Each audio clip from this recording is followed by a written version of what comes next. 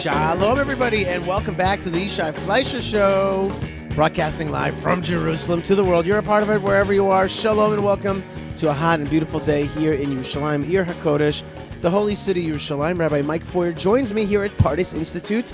Shalom, Rabbi Mike. Shalom, Yishai. Good to see you. Good to see you too. It's a little bit post a season right now, and I got a little bit of postpartum mini kind of depression I get from after post-Chag fatigue. Well, it's not just Chag, right? It's a season of Pesach. It's really pre-Pesach to Pesach to then the Zionist holidays, the modern, the return of it to Israel holidays. Pesach Sheni included in that, and Lag BaOmer included in that, and of course Yom Ha'atzmaut, Yom HaZikaron, Yom Yerushalayim, and then the preparation for Shavuot, and then Shavuot, and then even post Shavuot, there's those 7 days of. At least we're not saying Tachanun yet, right? But wow, those are really powerful days, and there's only one consolation for me, which is it's summertime. Yeah, this is a season. It's summertime, and I think maybe from college days, and you're still in education day in day out. Summertime is a different time. It's a different zone. It's true. It's not like what it used to be for me that I'm just off. Right. I've actually worked harder in the summer generally than I do during the year. But it's still a mentally But it's a mental time. shift for sure. It's a mental shift. Yeah, I'm really excited for the summer. Except in Judaism, we have this 3 weeks in the summer, which are these rough weeks. And then the 9 days. The 7th level of Gehenna type week. It's it's hot. It's hot. You feel bad. You're mourning. Things break down, I find. Everything falls apart. Things fall apart. There's a dark time in the season. This year. We're not there yet, though. We're not there yet. But this year, I haven't really prepared for it. But I do have my remedy for that season, for the tough season in the Jewish calendar, which is actually 40 days of speaking good about the land of Israel, right? From the 17th of Tammuz, right? Shvasar b'Tammuz, right? Until Tisha B'Av. Mm-hmm. Those are the days that the spies are going to walk in the land of Israel, and then they're going to get punished for 40 years in the desert. Must be longer than that. Right? 17th of Tammuz to 9th of Av is 3 weeks. Right. So you got to work your way backwards if you want. When did they leave? Days. No, of course they left on Koach Iyar. They left on Koach Sivan. They left on the 28th of Sivan. Sorry, I know that because it's my birthday. They left on the 28th of Sivan, and then there was 40 days. That was 40 days until the 9th of Av. That's right. Absolutely. And I always thought that they got punished for slanderous speech against the land of Israel, and we live in an era of slanderous speech against the land, the state, the people of Israel. And so I thought we should go on a kind of diet, a cleanse of speaking only good for 40 days about the land of Israel. I'm with you. And about the people of Israel. And it's also being cautious about the Lashon Hara that you receive by watching the news. And oftentimes Israeli outlets of news talking bad about ourselves, which is also a type of Lashon Hara. In fact, we're going to get to Lashon Hara at the very end of this Torah portion. Right before we get to it, it's a long Torah portion, and Rav Soloveitchik himself described this Torah portion like a bee going between different flowers that you don't always understand what the order is. It is a tremendous Torah portion with really, it's a setup for the next few weeks. So right before I get to that, I just want to say that I had the great merit of being part of the Shavuot of a Lifetime weekend experience at the Mount Zion Hotel with many of the Land of Israel educators and the Mizrahi educators and great people that came in.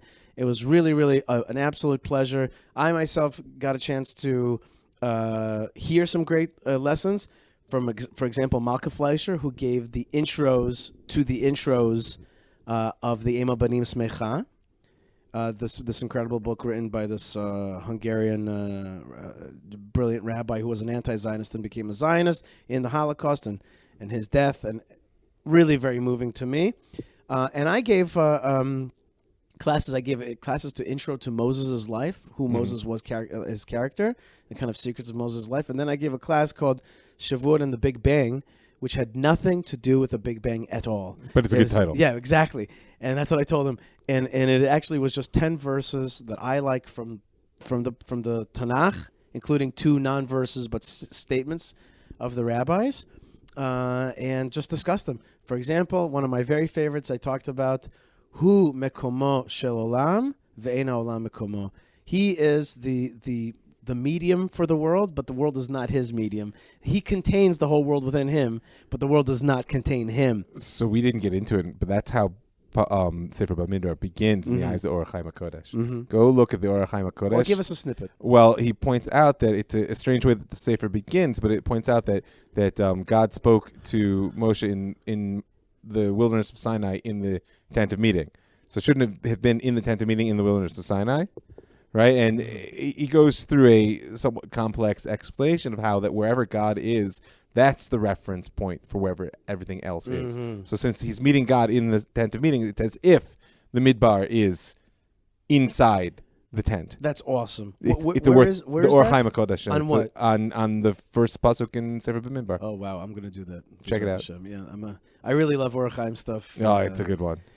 So that's really cool. And I was listening to Rabbi Yitzchak Et Shalom, who I listen to oftentimes, and is really one of the people who has influenced me in the last few years a lot in terms of Tanakh study. And you know how I always say the book of Numbers, the book of Bamidbar is the book of Jewish politics. So he says that also, but in his way. He says it's about the camp. And it's about finding a place for everybody in the camp. That's what politics is. Right. Exactly.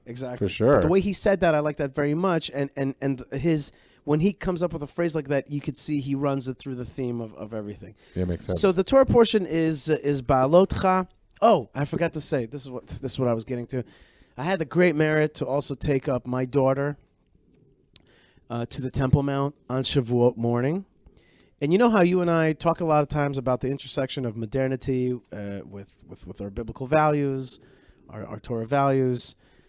Going up to the Temple Mount is an awesome thing. You come out with a spiritual suntan, just like when you go to the beach. You come out, you feel like hot on your face. You've mentioned it before. You come out like something happened to you, and you know it. My daughter had a fabulous time up there. Emotional. She was crying at the beginning, but then she cheered up, and it was. I think sometimes people get emotional just because there was just like too much energy. You're like a cup under a waterfall. It's like sure. It just comes out. Alex Trayman, my good buddy, was there with me, and my brother Josh came up there with me. But I was saying to you that on Shavuot, when you don't have your cell phone, when you're not taking the selfie, when you're not doing communicating out. And it's a quiet day on the Temple Mount. You're just communicating in. It's really very powerful, and that's, of course, the pilgrimage holiday. You're supposed to go up to the Temple Mount. So that was really a special part of Shavuot, and I really highly recommend that everybody gets a chance to go up to the Temple Mount, but certainly on the if you can, on one of the Chagim, on one of the days off when you're not carrying anything, and you don't have your cell phone with you, it makes a tremendous difference. Although a Waqf Muslim Authority guy started taking pictures of me, so I smiled, so that he would take a good picture of me, and then I'm like, can I give you my email address? Can you send it after the holiday? And he told me to shut up. Anyway, speaking of the Temple Mount, this Torah portion kind of surprisingly starts off with yet another mention about lighting the menorah and lighting that Aaron is commanded to light the menorah. Rashi tells us that the reason that he's commanded to light the menorah here is because he felt a little bit sad that he wasn't one of the 12 tribal princesses who got to give the gifts to the temple. But the Ramban here says something very wild. He says, actually, this is about Hanukkah. This is a message about Hanukkah. You, Aaron, have a part in the temple where you guys will resurrect the temple, where your children will clean up, and you will light the menorah one day, and that's your great gift to the temple. I mean, those two explanations don't contradict, but they rest on a fundamental split between Rashi and the Ramban, which is that Rashi says Ein mukdam v'muchar b'Torah, right? Rashi says that the chronological presentation of the parshiot are not necessarily reflective of the way in which the events themselves happen. Therefore, he's always looking for a conceptual connection. Right, and here it's very interesting that his conceptual connection is the experience of Aaron, right? This sort of inner experience is sort of his desire to attach himself to God and his feeling left out, right? Which is interesting because the Ramban actually is into the chronological presentation. And yet at the same time, what you're pointing out is that here he's projecting down the line to the chronology of, don't worry, because after the people have done their job in creating the temple, your descendants will do their job in truly rededicating it. Right. So there's a lot in that split there. Right. And like, I think Hanukkah is the other holiday that I get very emotional about, and it's like, and it's in here. See your face right now. Right. It's like it's in here suddenly, and it's like he jams in Hanukkah, and it's like Hanukkah's also about the Jewish people splitting, and then the fight for liberation and for cleansing and for, it's all these issues. That's how it starts off here already. The deep struggle is what's it mean to be a Jew. Right. I mean, that's what lies at the heart of the Hanukkah struggle. It's one which is quite fitting in the wake of Shavuot and the receiving of the Torah, and it's one that, frankly, all you got to do is read the news, whether it's from the political perspective, whether it's between America and Israel, whether it's just within our own culture. Like, what is it that we're meant to be doing in the world? It's interesting you say about America and Israel, because there was an interesting little blip in the tension that is underlying right now, American Jewry and Israeli Jewry and all these things. There was a blip right now. That blip was when the U.S. ambassador to Israel, I saw that. His name is David Friedman, and who is really a pro-settler kind of guy. He was beforehand. It's well known. It's well documented and well known, and everybody in the quote-unquote settler community knows him, made a statement that there might likely be some annexation, some sovereignty. I think he actually made the statement that it's Israel's right to annex certain areas, Right. which is a much different statement than saying there might be. Right, but anyway, but It's if a values it's statement. right, yeah, but it's also probably leaning towards a future, coming up soon policy statement.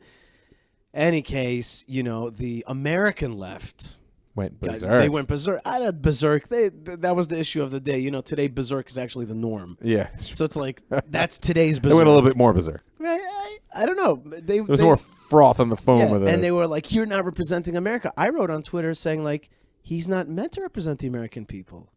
He is not chosen by the American people. He is the arm of the president." Okay. Yeah, I thought you were going to say he represents his own opinions. I would say No. that he doesn't do it. No, he represents the He administration. represents the administration, but No, he's for sure. he's not a elected official. Yeah, but it all goes to the heart of what they underlies a lot of the tension in the immediate, but which is the American Jews don't like their president.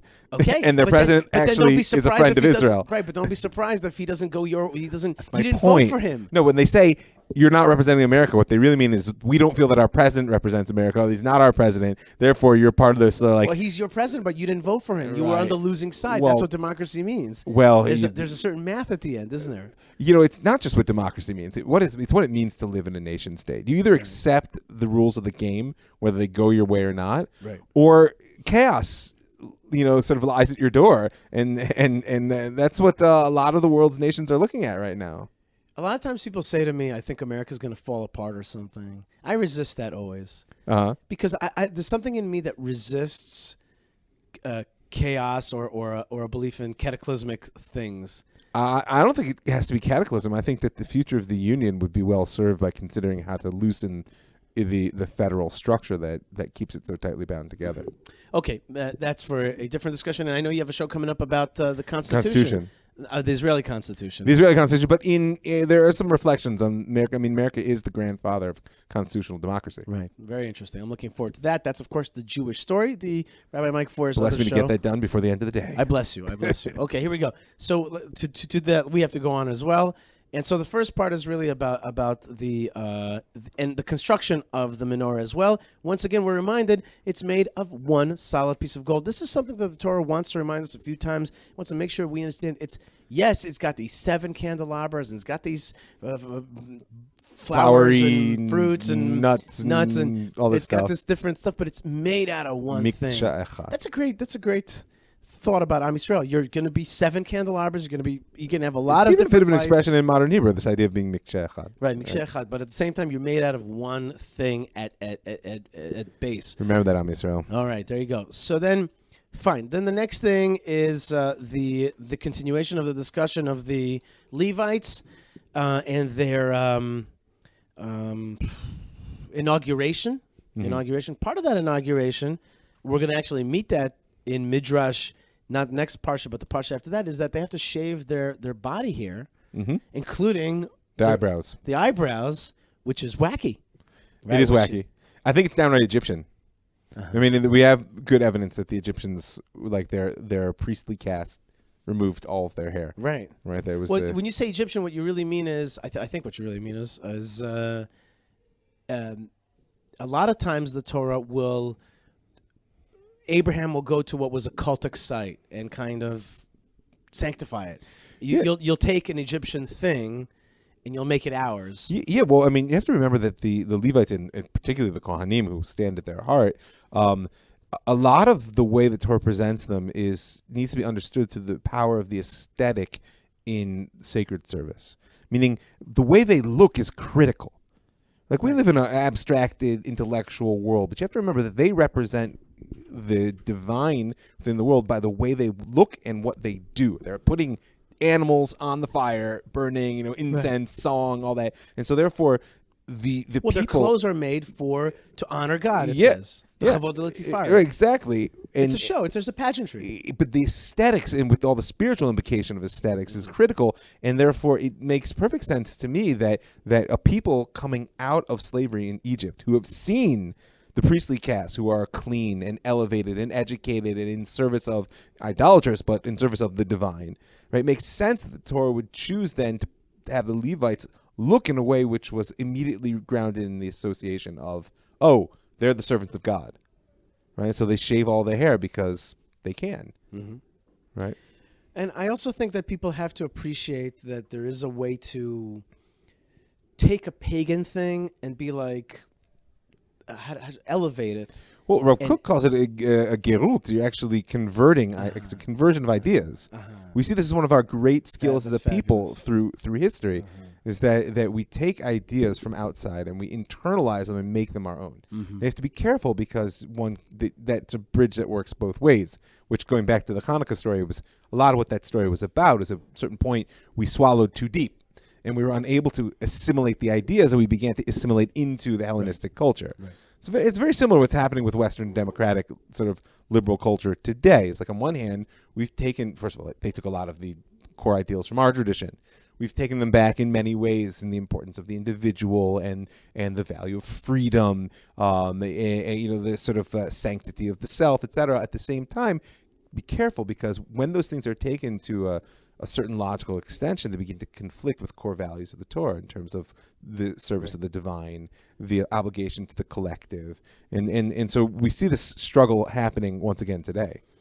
So, sometimes when you say things like that, I think to myself, I have an ironic thought, which is, since we're still in the same kind of struggles that were in the past, so then you can calm down a little bit. Like, these struggles are normal. This is part of what we do. And fighting and struggling and stressing, and that's actually part of the regular thing that we do. And so then it's okay. Anyway, I want to say, if you want an image that helps me understand what Rabbi Mike just said, is like, especially talking about the conversion of the cultic to the Jewish, like, I imagine Abraham going up on a mountain like Baal Chatzor, which is the tallest mountain in Samaria, and really the third tallest mountain in Israel, I think. And you see it from a lot of places if you know where to look.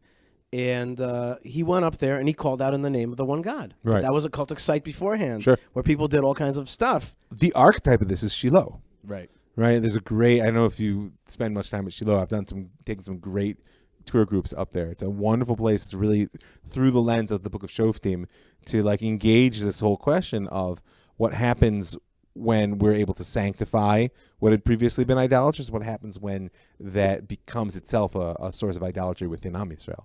Because there's that whole tension in the story of Shiloh and the taking of the ark. Right. And another very famous one is the copper snake. Yeah. Where the copper snake at first is this great healing sign. It's a way to look up to God and to realize what God, he's actually sending you a message through this caricature of the copper snake. But then later on, it's going to become an idolatry, and it's going to have to be melted down. Going to have to get rid of it. Right, because it becomes a bad thing. Okay, speaking of taking copper snake bad things. Well, taking the bad and turning it into good is really the story that Passover is once again going to be kind of announced. This is the desert Passover that's going to be done. Really, one desert Passover happens. According to Rashi, I mean, not every one of the Rishonim agrees. Right. Rashi brings the Midrash. It's one opinion in the Midrash that this is the only Pesach which Am Yisrael celebrates in the Midbar. Right. And so therefore we see that as the normative opinion. You should just know that not all the Midrashim and certainly not all the Rishonim agree that was the case. Very good. Midrashim, that's the Jewish lore. The rabbinic are the narrative. The early commentators. Right. But then comes a great story, which we talk about a lot, so we're not going to do it too much today, which is the story of P2, Pesach Sheni, which is the group of people that come to Moses and say, hey, we weren't able to fulfill our duty to give the Paschal lamb sacrifice because we had been contaminated with the impurity of the dead.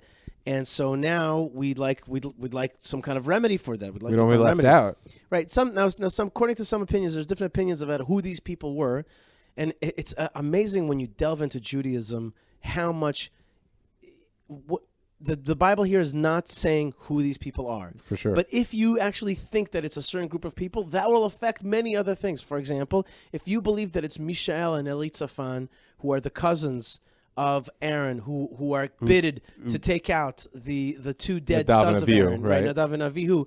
Then, then you believe that it was the 8th day of Nisan, when this all happened, when this all happened, and not the first day of Nisan when it happened, and that throws off the different count. If you believe that it's them, then therefore the altar was erected on the 8th, finally erected on the 8th day, and that's the day that these two other sons were killed, and that therefore 8 plus 7 is 15, therefore they missed it by 1 day, and they were impure. In any case, there's other opinions about that. It gets complicated quickly. Just take it to heart. There are no bit characters in the Bible. Right. That's right. There are no bit characters. That's right. If you made it in, you're there forever. Right. You made it in, and you may have a different role. Depending on the perspective brought to the question. Right. And so these people come up to Moses and they say, hey, like, we don't want to, and here's a key word here, lama nigara. Why should we miss out? Why should we not have the merit to fulfill? This is an important word because we're going to meet this word at the end of the book of Bamidbar, of Numbers, with the daughters of Tzlavchad, who say, Lama Yigara, why should our father's inheritance be lost? And then their fellow tribesmen will also say again, Lama Yigara or Nigara over there, our inheritance if they marry out. So this is actually, ironically, is a complaint. Right, where it says, like, why should I miss out? Well, it indicates, why should there be a piece missing from the whole? Right, exactly. Yeah. But at the same time, this is the kind of complaint that's great. Right, yeah. I don't want to miss out. Well, that's the difference. That's why I said it the way I did. They don't say, hey, how come I don't get my share? I mean, they are asking because they themselves want to participate, or the daughters of Tzlucha themselves wanted. But they're saying is, why should there be a piece missing from the whole? Yeah, it's my piece. I want my piece. But that's not the primary issue. The primary issue is that why should my losing out mean that there's a piece missing from the whole? And that's why God responds so favorably in all three situations. Mm-hmm. If it had just been, gimme, I want mine. Right. And we're gonna meet that. That's the point I want to make, which is we're gonna meet very soon the folks who say gimme. I have lust, I have want. Yes. And not. I am so concerned about not missing out on this great thing, or not, as you say, having the piece of it. I just want to double down because people have to understand that this is one of the this is one of the most important foundations of what it means to be a Jew in the world. And in terms of like Jewish spirituality of Avodas Hashem, the key lies in this: is that we are not people who say Thy will be done. That it's just God's will and there's nothing else. We're also not people or maktub. Right. That's the Arabic way. Right. It's written. That's the way it is. And if I die, I die. Whatever it is. We're also not people who say my will be done. Right. The egoistic individualists. We're people who say that God created me as me, which means that the things that I truly desire are God's will.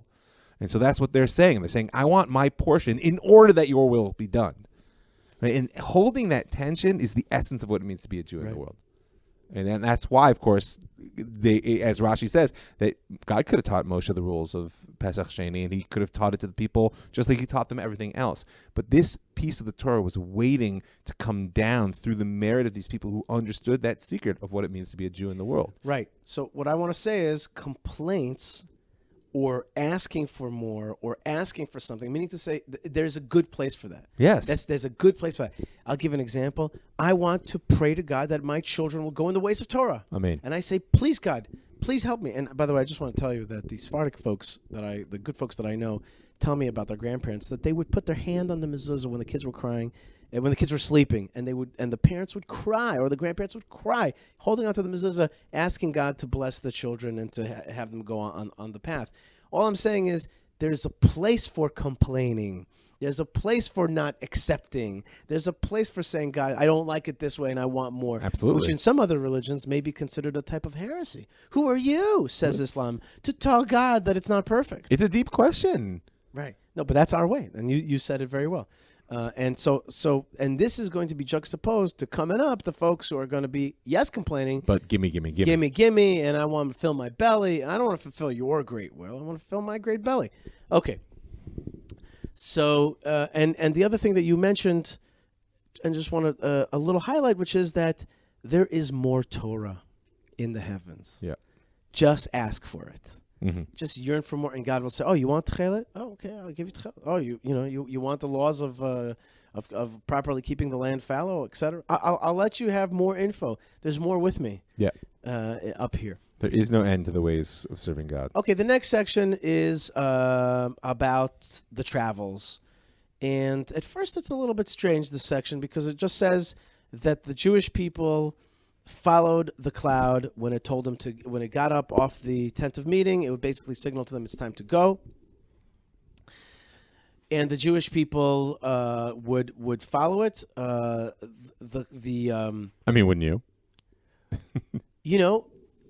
The Sforno here sets down that people have a tendency to complain when you're moved around a lot. You can't put your stuff down, and you don't always like where you go. And so God would test them sometimes. He would bring them to a beautiful place and then say, it's time to go. Oh. Or then make them park in what seemed like a harsh place. Uh-huh. And they followed. Uh-huh. And I think that if you think about our lives, we are oftentimes finding ourselves in the hospital, or dealing with taxes and stuff. And those are the moments where you complain, and you're not exactly following God because it's a little bit harsh, and you say, why me? Well, yeah, it's a question, can we hold the tension between the reality of our experience, which is I don't want to be here, right, and the acceptance of this is where I belong. Right. Those two don't contradict. And you see that Am Yisrael in this whole journey we're going to have in the desert for the rest of our Sefer here are often unable to hold those, because their feeling of I don't want to be here leads them immediately to, and therefore it's not where we belong. We want to go back. Let's get a new leader, right? And this is like, speaking of foundations for divine service, to be able to hold that tension, the honesty of I don't want to be there, with the deep emunah, deep faith of, but this is where I belong, because it's where I find myself, is one of the keys, not just to serving God, but I think to being happy in life. So I think that one of the people that came up with the brilliant way to deal with those tensions was Rabbi Nachman from Breslov. And one of the things that I learned from him, I never heard it said this way, this is the way I understood it, which is he basically says, listen, you're going to have two emotions at the same time in life. Okay, you're going to believe in God, and you're going to believe that he gave you good things and that you're supposed to be where you are, but at the same time, you don't like it, and you want to complain about it. So he basically says, disambiguate those two emotions. Don't hold them at the same time. Yep. He says, be happy. So he gives a story, Rav Arish gives a story about a guy, a religious Torah student who had to become like a bank teller. So he knew that Hashem sent him to be a bank teller and to do what he had to do. So during the hours of bank telling, he did it b'simcha. He did it with joy. He served Hashem in joy. He was the best bank teller he could be. He did everything right, and he said, thank you, Hashem, for this. But then, during his lunch break, he would go down to some place, and he would eat his lunch, and he would cry. And he would say, Hashem, please bring me back to the Beis Midrash. Please let me learn Torah again. I don't want to be here. And then when that period was done, he would go back and serve Hashem in joy. And you would disambiguate those things. And then, of course, God heard his prayers and he came back to the Beit Midrash according to the story. But the bottom line is something I learned that I think is very good is like, don't try to hold two emotions at the same time. It really causes a lot of... Yeah, we don't do it. We don't do it well. It causes a lot of internal tensions and stress. So give each its place. Right, be fully happy and thankful to God, and then be fully crying and asking God for what you want, and do those things in a full way and give those things their full space. That's very wise. I think it is very wise. In any case, it finishes off with the phrase Al Pi Hashem Yachanu. They parked, and I wanted to write with Malkah and put it on every steering wheel, the prayer for the parking, the Jewish people's prayer for parking. Oh, ye God, who helped us park 42 times in the desert. Ye who gave our forefathers, our camels, a resting place. Good parking wherever we rested. He who gave us a pillar of fire and a pillar of cloud. Please help me find parking today. If you can park 600,000 people 42 times, please. A little old one person just today. May I merit the parking of my forefathers and mothers, and just stick it on, because I know that the Malkah gets very frustrated. And in Jerusalem or this is a city, and Tel Aviv, these are cities. Isn't that simple? Right. No, and for example, here when I come to Pardes, I park about 10 minutes walk away. But it's got shade and it's free. Yep. And I thank the good Lord for the parking. That's right.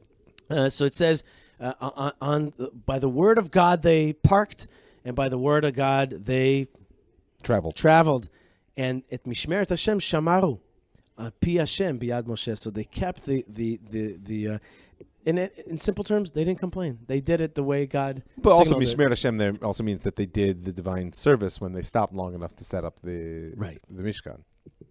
By the way, I heard that one of the explanations of why there was a Mishkan was because the Cheta Egel, because there was a sin of the golden calf. Because of that, they had to stay in the desert longer. So then, therefore, God gave them a way to serve God while in the desert, as opposed to just the quick trip to the land of Israel, where God would reveal to them the place that He was going to choose. Right. Okay. So then, the next section is about making trumpets, silver trumpets. We have silver trumpets here. Do you know that? Have I ever told you told me this once. What is it? Two big silver trumpets. Are they nice? They blow them every Rosh Chodesh. Are they nice? Anytime we have a Kohen, we try to get him to do it. Is it good? They're great. When was the last time you stood around on Rosh Chodesh and listened to someone blow big silver trumpets? No, it's awesome. I'm not sure I've ever heard a silver trumpet. And you know maybe what? Once. In this institution of all places, it's often a bizarre. Everyone's sitting around eating bagels after Rosh Chodesh davening, and then we got to bring out the trumpets. Are they silver? Yeah, they're silver, proper, nice? long silver trumpets. That's awesome. They could be polished. They're a little bit tarnished. If my mom was here, she'd polish them like anything. My mom's silver was like, Anyway, that's awesome and interesting. It has a dual purpose. Dual-purpose trumpets. Dual-purpose trumpets. That's right. Well, that's right. It's dual-purpose. One is for peace. One is for war. One's for music, and the other one is for drinking out of. Well, it's more like one is for traveling. It's a Gemara Rosh Hashanah joke. Forget it. Okay, I missed it. Okay, one is for traveling, and one is for war. Yeah. And one is it's either to gather the leaders or to tell them to move. If we read so far what we've read, everything's pretty perfect and perfect plus, right? We've read about the menorah; it's lighting up. Everything's in place. Everything's in place, lit up, right? We got the Passover, yes, and then Passover plus, right? We got Passover and Passover plus, and then we got the silver trumpets, and then it says when you come to war in your land on the people who bug you or try to subdue you. Blast the trumpets, and you shall be remembered in front of God, and you shall be saved from your enemies. And in the days of your joys, and in the days of your holy convocations, How's that? That was good. New months, you shall blow the shofar over your korbanot, over your offerings, and that shall be a memory in front of God. Lifnei Hashem Elokechem, Ani Hashem Elokechem. I am Hashem your God. So it'll be in front of your God. I am Hashem your God. So it's going to be in front of Him. I'm the one who's telling you that. Okay, That's pretty cool, and maybe a philosophical question of what does that mean? That you shall be remembered. Like, do you need does God need a reminder, or is it you acting in such a way as that you want to be reminded in front of God, or do we just accept the fact that like God says this is the way to do it to be reminded in front of me? Yeah, I would say it's a bit of all the above, although the one thing I would push on is it's not so clear to me that zichira really means memory in the way you're using it. Okay. Right? I would say that the more essential meaning of the word is a better match to a modern Hebrew word of hizdahut, that God will identify with what's happening with you now. Right? You see the two major places we see this in the Chumash, in the Torah, are the first usage, that Hashem zacharet Noach. Right. Like, You remember Noach. Right, like as if he forgot, like, oh, lifting the ark's been raining for days. That doesn't make any sense. Is what it is there was for certain reason that God identified with Noach's experience trapped in the ark, and that brought about divine action. And the other one is before, well, okay, fair, but I was thinking about right before the Exodus, that God remembers Am Yisrael. We cry out. Right. God remembered and God knew. Right. Right? And so in the same way, you see that the Chatzotzot are the essence of our ability to cry out. So like, why does God always on some level is aware of what's happening to Am Yisrael? Why would the trumpets cause a zichira? Because it's very important, especially in this case of kol tzar tzorer ba'alechem, right? When your enemies come against you. Because the instinctive move for people is to rely on their own strength, which, of course, we need to be able to do. We're not just praying.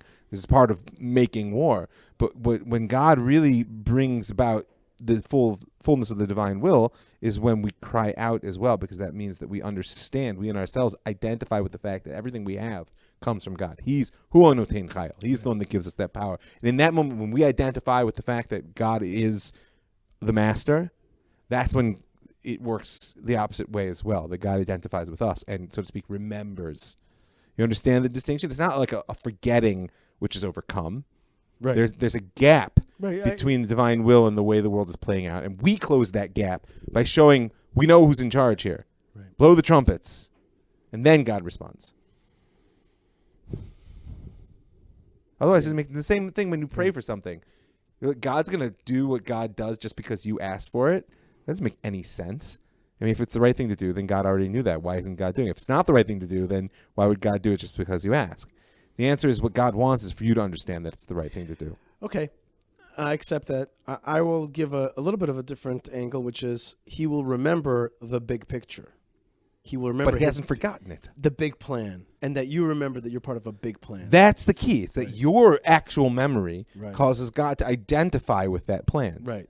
But in all those cases, in the Noach, hey, we're here, and then it's like, oh yeah, I have a whole thing to do here, and Israel's like, we gotta leave Egypt now. It's like, yes, there's the big plan, the big promise, and Rachel also, which is like, I see that she doesn't have children, but it's key for her to have children so that the whole plan is fulfilled.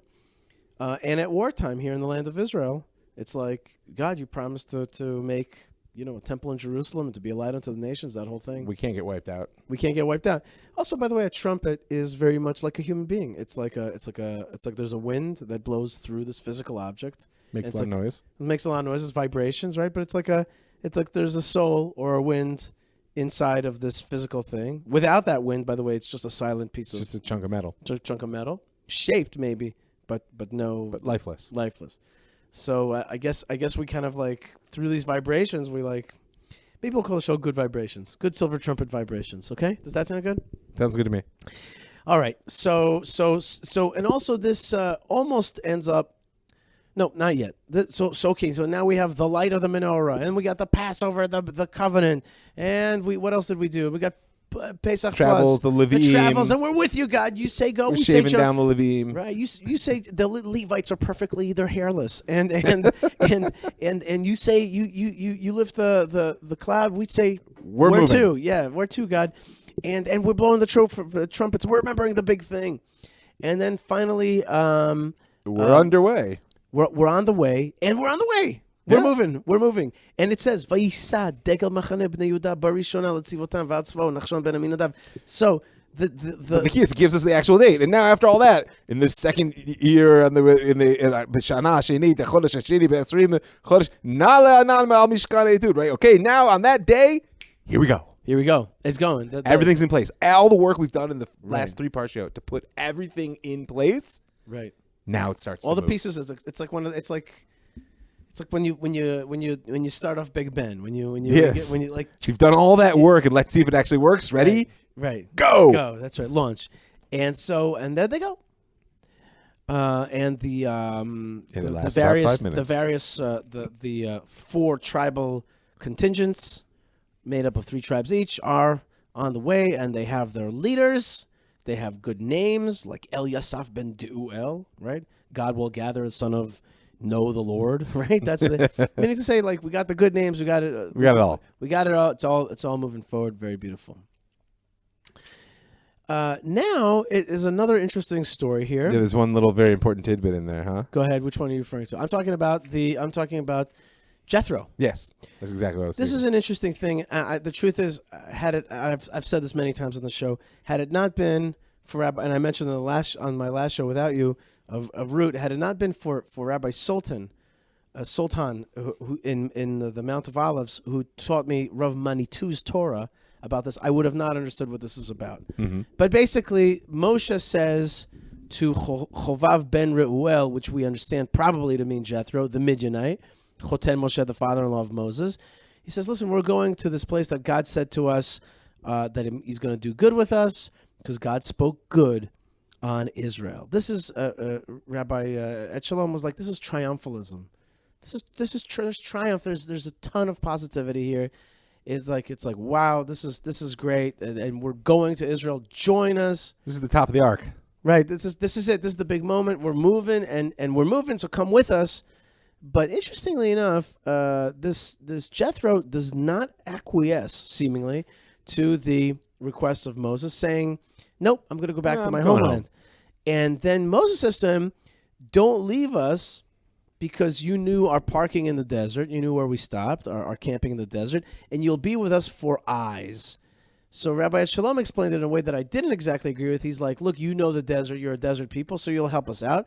And maybe that's a little bit weird in terms of the fact that we're going with God, so we don't need good eyes. Made all this whole point earlier in the parsha that we're following the cloud. Right, so I don't buy that. What I think is you're an outsider, and we need a good outsider. A good outsider, a good ger, a good Noahide, a good Gentile who loves Israel is sometimes very helpful.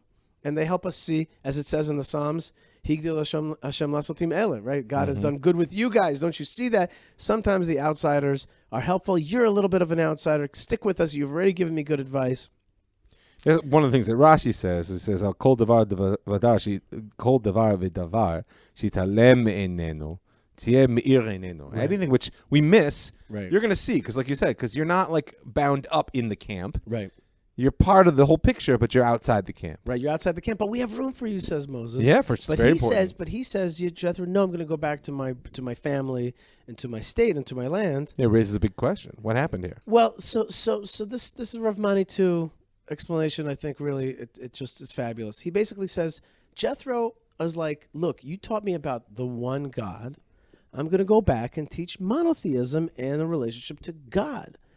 But Moses was like, no, you see, the relationship to God is a relationship through this people of Israel and the land of Israel, and with this nation, with the story of this nation. That is the way to find God. But Jethro understood it. No, this is a universal thing you taught me. You've got your mission, but I got mine. I'm going to go out there and teach people about. I'll be the next kind of Abraham before he became Israel. I'll be Abraham teaching the nations. Yep.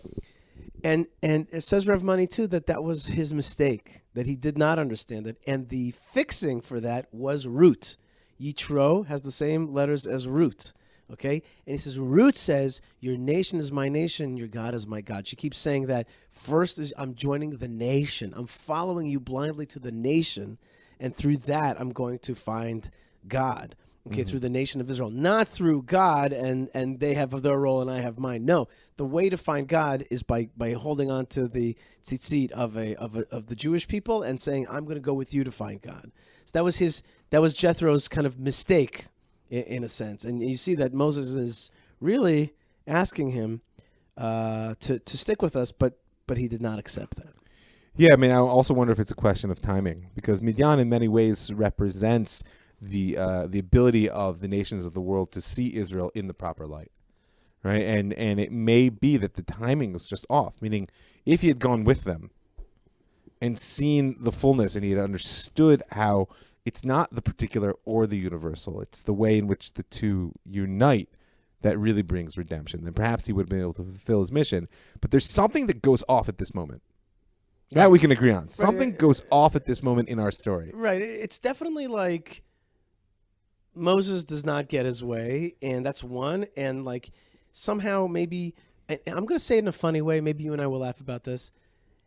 I love God, but being with you Jews is a little bit annoying. right? It's Yeah. like It's a little much. This is great, and I believe, but hanging out with you guys is a lot of tension, a lot of issues, and I need to go back to my peaceful Colorado. I had a student say that basically the same thing to me right at the end of the year. She said, because she's Jewish, but she never grew up in the Jewish world, and so she's here at Pardes. She's like, and I asked her what's she ready to go home, and she's like, I need to just get out of an environment where everybody isn't just talking about being Jewish and what it means to be Jewish all the time. Right. Right. Like, or as my Gentile friends who hang out with me tell me, if they come to us for Shabbos, they're just like, I've heard this many times. They're like, are you guys always like this? I'm like what? Like what? What do you mean? Hey, what do you mean? What do you mean that question? There's an intensity to this business, and it is if you're not used to that kind of hyper, and Israel's got always political problems, and then we see it here in this Torah portion. Jethro got out before it got ugly. Well, that's my point. Is that it's right here that we were just describing this arc where Am Yisrael reaches the height of the arc, and then you get this very strange moment where Moshe. It seems obvious. Moshe's like, "Hey, by the way, we're not leaving you out." Right. Like we have room for you too. We have land for you. Because this whole picture could look like, listen, you've been helpful, but see ya. We're on the way. And Moshe's just not. It's not at all. And by the way, it's an important lesson to Am Yisrael that at the moment of our height and our power and our glory, it's very important to understand that we have room for those that can see us in the right light. Yes. But something goes off because look what comes next. Yeah. I have a lot of Gentile friends, listeners to this show as well, who are frustrated with us sometimes that we don't have more room for them. Yeah. I get that a lot. One of the things that if I ever got a chance, one of the laws that I'm interested in trying to pass down the line is a law that actually gives a resident status to Gentiles who want to live in Israel. Ger Toshav. Right, but not because they have a visa, a work visa, or a proper Ger Toshav. Right, a proper status, but let's use the English terminology, a proper resident alien that lives, or a green card, if you will. Yeah, but it's in the Torah. It's permanent residency. But my point of using the term is because in the Torah it's based on exactly what you said, which is the recognition of Israel's divine mission. That's right. And the fact that there are laws which apply also to the Gentiles, right, and that there are laws which come from God to them, and there aren't just simply sort of humanistic moral laws, which is important. But as the Rambam says, that a person who sees the 7 commandments of Noah as humanistic moral principles is one of the Chachmei Umot Olam. There's a wise person. He gets it. You need rules. But someone who understands that that's what God has commanded to the world, he's mi Chasidei Umot Olam. Right? He's one of the righteous of the nations of the world. Of Yesh Lo Chelek Olam Haba. And there's an eternality that he achieves through that. Yep. I even think that a Gentile who helps Jews keep the Sabbath, like there's this hotel in Los Angeles, and they totally understand the Jewish stuff. I think there's a certain place for somebody who helped Jews keep the Sabbath. It was just kind enough to help us get through this thing in a proper way. But I think that there should be a status here in Israel. I think there should be a legal status. And yeah, you got to jump through but right now, these people find status through a visa and a work visa and a this and that, and they go to the Knesset member. I just think there should be a normative status for Gentiles who love Israel. Yeah, I think it's symptomatic of a lot of the trauma that we're still carrying, that in a position of strength, we still feel weak and threatened. Mm-hmm. Yeah, it's a small-minded understanding of our time, I think. In any case, so we had a lot of positivity, a shtickle bit of bitterness here with the Jethro thing, but you're right. It sends a little signal into the ether. You're like, what's happening? Wait, I thought we were at the top. Right. And then it mamash turns. And maybe again in a bit of a tongue-in-cheek way, maybe he was an A9. Maybe he did see. He's like, there's something. This is not going to end well. Yeah, there's going to be issues here, and you're not exactly going to the land of Israel. Yeah. Well. Yeah. Maybe he's like, you think you are, but you, Moses, my son-in-law, and my family, you're not going home. I'm going home. You're going to be hanging out in the desert. You've got a ways to go before you sleep. Right. Oh. Anyway. Dun. Right. So then, but yet back to positivity. Several more verses. Right. For just a few more verses. 3. And here comes one of the Bible's mysteries, one of the Torah's mysteries, and that is these inverted letter nun. The inverted N. The inverted nun, right? And this inverted nun really acting like biblical parentheses. Brackets, if Have you ever scrolled down a web page and suddenly when you're scrolling down, because your mouse is in the middle, suddenly there's a scroll bar, and instead of scrolling more down the page, it's scrolling just in the middle of of the page that you were scrolling down on. Whoa. You're scrolling down a long page, but in the middle they have something that has little scroll bars. So Yeah. then you scroll And down you instead you caught get caught in there. in their scroll loop. Right, in the scroll loop. So there you go. That is what this is. This This is the scroll within the scroll. This is a scroll within the scroll. It's a mini scroll, and basically it says that when Vahi ben Aaron, when the ark would start to travel, Moses would say, "Arise, O Lord, And scatter thine enemies. scatter thine enemies, and they should run away from you. Your haters should run away from you." By the way, this word is kuma, which means arise, and that is a name that many years ago. How many years ago? About the year 1999. 20 years. 20 years ago, this was the company that the organization that I founded. Are you doing a 20-year celebration? I didn't think of it. I really didn't think of it. Yeah, I didn't think of it. And so It's always a good way to raise money. yes. You could pay me for that later. Join us next time for Spaceballs, the search for more money. Anyway, so Kuma means arise, and I don't know why I really like this word. I like this Good word. one. It was just it meant arise, it meant get up, and it was really at the time I also came up with an acronym for America, which is arise, Americans return to Zion. But in any case, it just meant arise, and I just like that word very much. And I also like that sometimes God arises, like Moses tells God to arise. It's not that God's like, you choose arise. It's like, no, God, you arise. It's time for you. Your great mission is going to be fulfilled through the Jewish people. We also say, Tzur Israel, Kuma Bezrat Israel. So that either means God of Israel, arise to the help of Israel, or Bezrat Israel, come with the help of Israel, you shall arise. Yeah. You shall arise through our help. We got to help rise you up.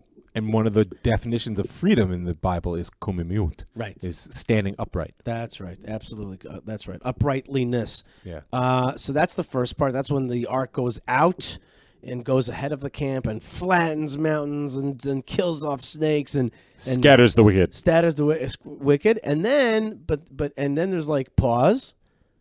And then and when the ark comes to rest, it says, "Return, O God, amongst the tens of thousands of Israel."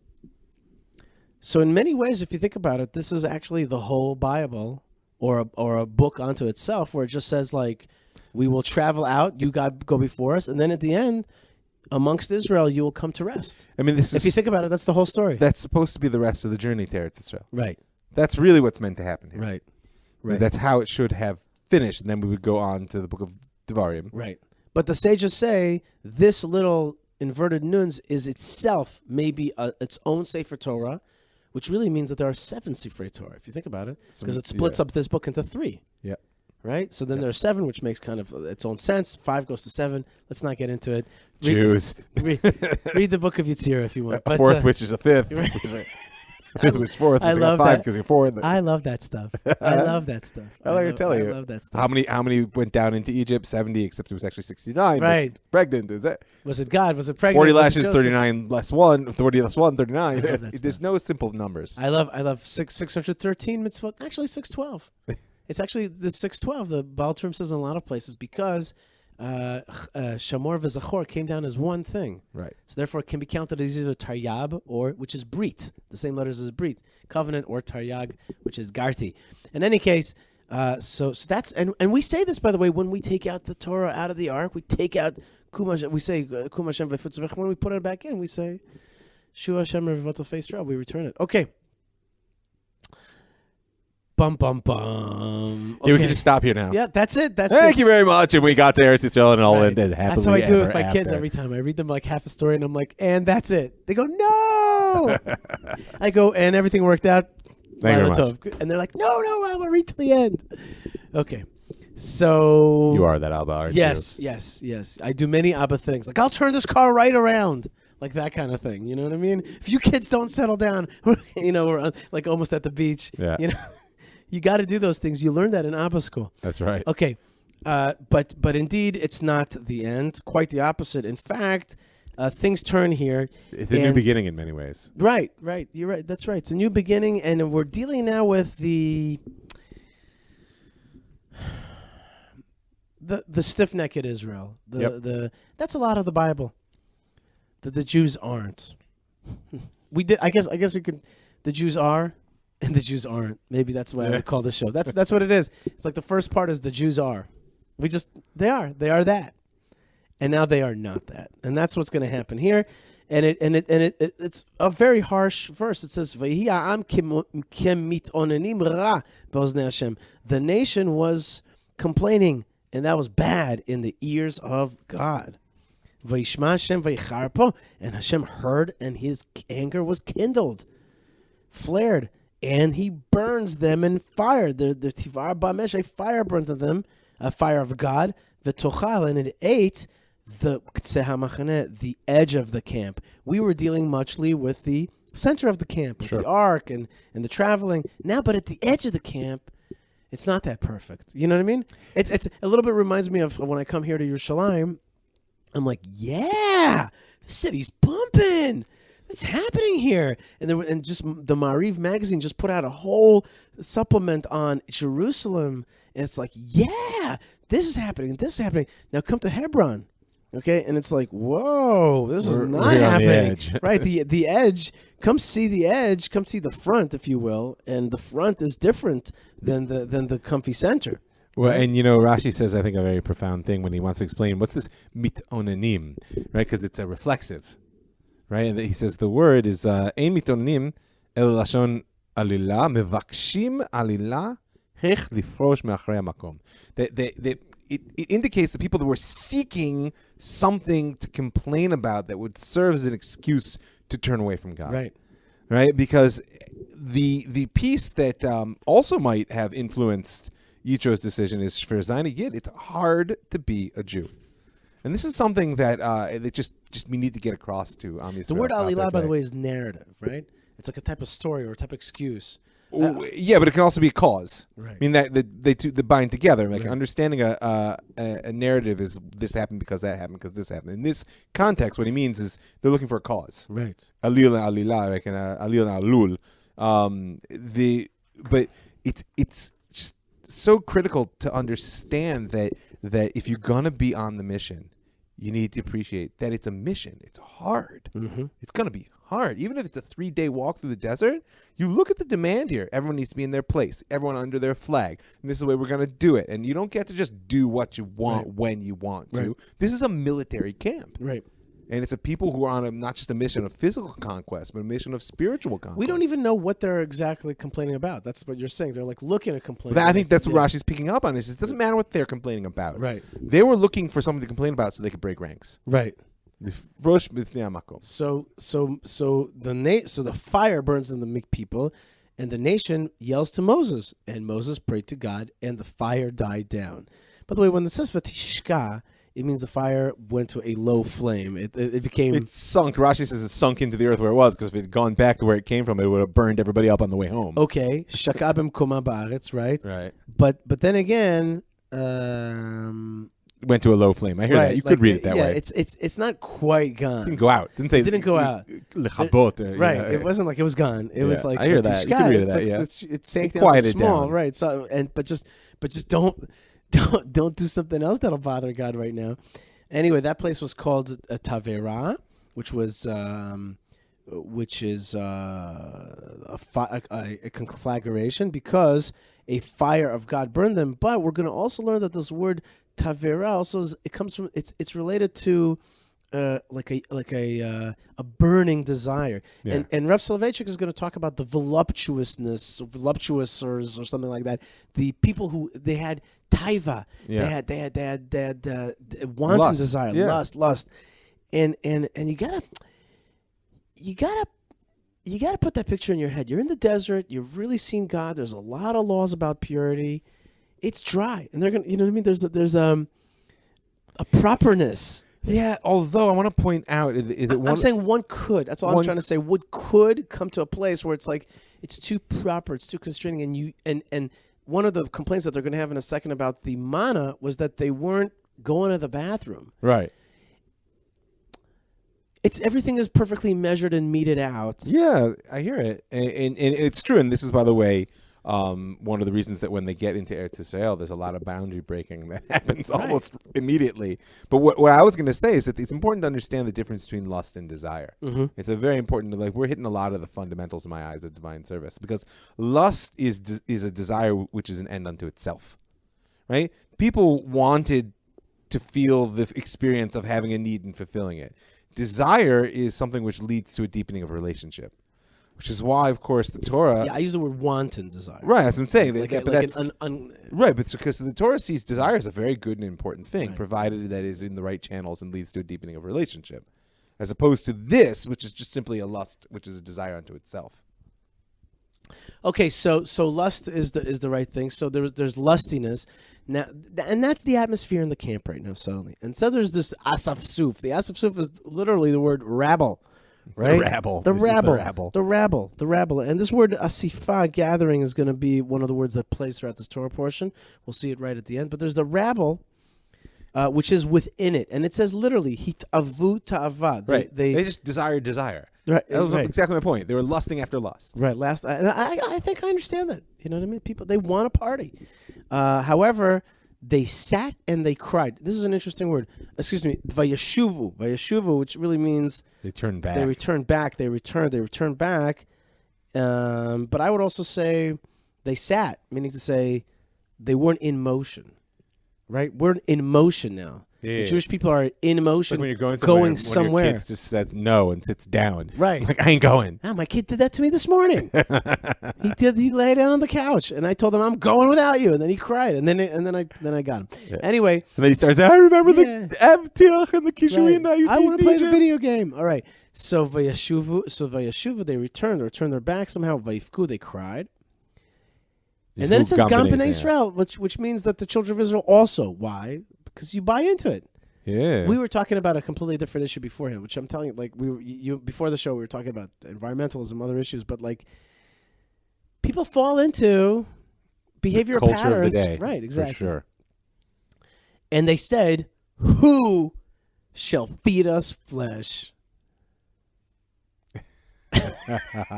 But listen carefully here. Who will do it? God has fed you everything. He's given you everything. He's taken you out of Egypt. Who? But he hasn't given us steak. Right, but the question of who is in one word. It's like there is no God. Yeah. And it's definitely an affront. It's kfuito, for Right, sure. right. It's Who? just an And then ingratitude. Yochlenu will feed us. Who is there a God will feed me? Meat. Who will wait? But first, who will feed me? Like I deserve to be fed. Right. Right? What do we call that? White privilege. This is Jewish privilege, Right. but Like who it's will a feed particular me? type of white privilege these Who will days. feed me? Flesh. Not the veggies that I need, And and not the mana that will keep me alive. Right, but the like the flesh. Yeah, it's right? been a long time. 3 words. I love it. Mi yochle nu basar. Who's gonna feed us flesh? And then remember what we said before that about memory and about being plugged into the big story. You had a different word for memory. Identification. And this is a great example, right? They Right. start to go through their experience, so their mouth waters. Right. They're working up. This is what's called Giria Yetzer. Right. They're just working themselves up right now. I remember the fish. Oh, we in Egypt Yeah. for free. For free. Oh, and those squash. And the Squash, watermelons. Watermelon and If that's the, what it is, but right. And the chatzir, which is what? What is the chatzir? that's another kind of vegetable. Yeah. Chatzir and batzalim, right? And I think it's bulbs. It's types of bulbs. yeah, it's hard to And- know exactly what and these things onions were. and the garlics. Don't forget the garlic. Right. We need the garlic. That's part of it. When I went to Egypt, we made a point out of eating fish with garlic on the Nile. And now listen to this language. And the Bible's so exacting. If you know psychology, it's like perfect words for the psychological situation. And now, nafshenu yevasha, our soul is dry. Yeah. It's dry. It's like, Yeah, it's dry. I'm not hungry, but I want something. Yeah. Ain't called bilti haman einenu. All we see is this darned manna. Right? And then Torah takes it aside. By the way, Right, it's an aside. How did they eat the manna? And it's described here as more of not a food that is already prepared, but rather you have to prepare it, and it's a sweet type of food that is baked or fried. That's shaman, right? Right. Okay. And when the dew would fall on the camp, the man would fall on top of it. So that was the parentheses. And Moses heard the nation crying to their families. However, not just inwardly, but also ish lepetach olo, standing at the door of their tent, meaning to say it's also being broadcast out. Right, they're always working each other up as well. Right. Vayichar af Hashem me'od. and this angered God greatly. Uve'enei Moshe ra. In the eyes of Moses, it was bad. And we just had that before, basically. God was angry, and it's in the eyes of God, it's bad. Now it's in the eyes of Moses, it's bad. These are tough verses. Yeah. These are tough verses, and it totally reversed the happy verses of beforehand, that pinnacle. That's what I said. It was like we were hit that spot, and it's like, boom. And Rav Arush says, by the way, that the big sin in Judaism is complaining. And he shows it in place after place after place. Complaint is not feeling bad or having issues. Complaint, this kind of complaint, and we juxtapose this to a different kind of complaint, which is, why should we miss out being close to God? Here, it's not that. It's the lusty kind of complaint. And it just shows you like the complaint and the issues of speech and slander and negative perceptions is a tremendous thing in the Torah. And these are verses that are like, they're not hiding. They're like, this was angered God greatly. Moses' eyes is bad. And now we're going to get to also, like, if you remember the verses after the golden calf of this almost romantic dance between God and Moses trying to get together. This one's very different. This is a defeated Moses, and he's going to say, "Vayomer Moshe el Hashem, lama haraot la'avdecha? Why have you la'avdecha? Why you treat me so bad? Why you treat me so bad, God? Why you hurting on me? Okay." Which notice how it becomes personal for Moshe here too. Yeah. This is the real switch: is that Moshe is no longer able to take the stance that he took just a few verses before, where he saw something was bad, pray to God, fix this. Now Moshe's like, listen, I don't want this. Right. I can't deal with this alone. And by the way, interestingly enough, we also have here the leaving of Jethro, who said, you can't handle this alone. Right. Well, not only that, but the line, Lama Haraot, is the second time we've heard Moshe say it. The first time we heard him say it was back when he first went to Paro and said, let my people go serve me in the wilderness. And Paro was like, what? I'll make it worse. And Moshe went to God and said, Lama Haraot. But this time it's personal. Right. Why have you done bad to me? Have I not found favor in your eyes to carry this people, that you put this burden of the people on me? Have I given birth to these people? Was I impregnated with these people? Did I give birth to them? That you say to me, carry them in your bosom, as a parent would carry a suckling child on this earth, which you promised to the forefathers. You've put me into as the sole parent of this nation.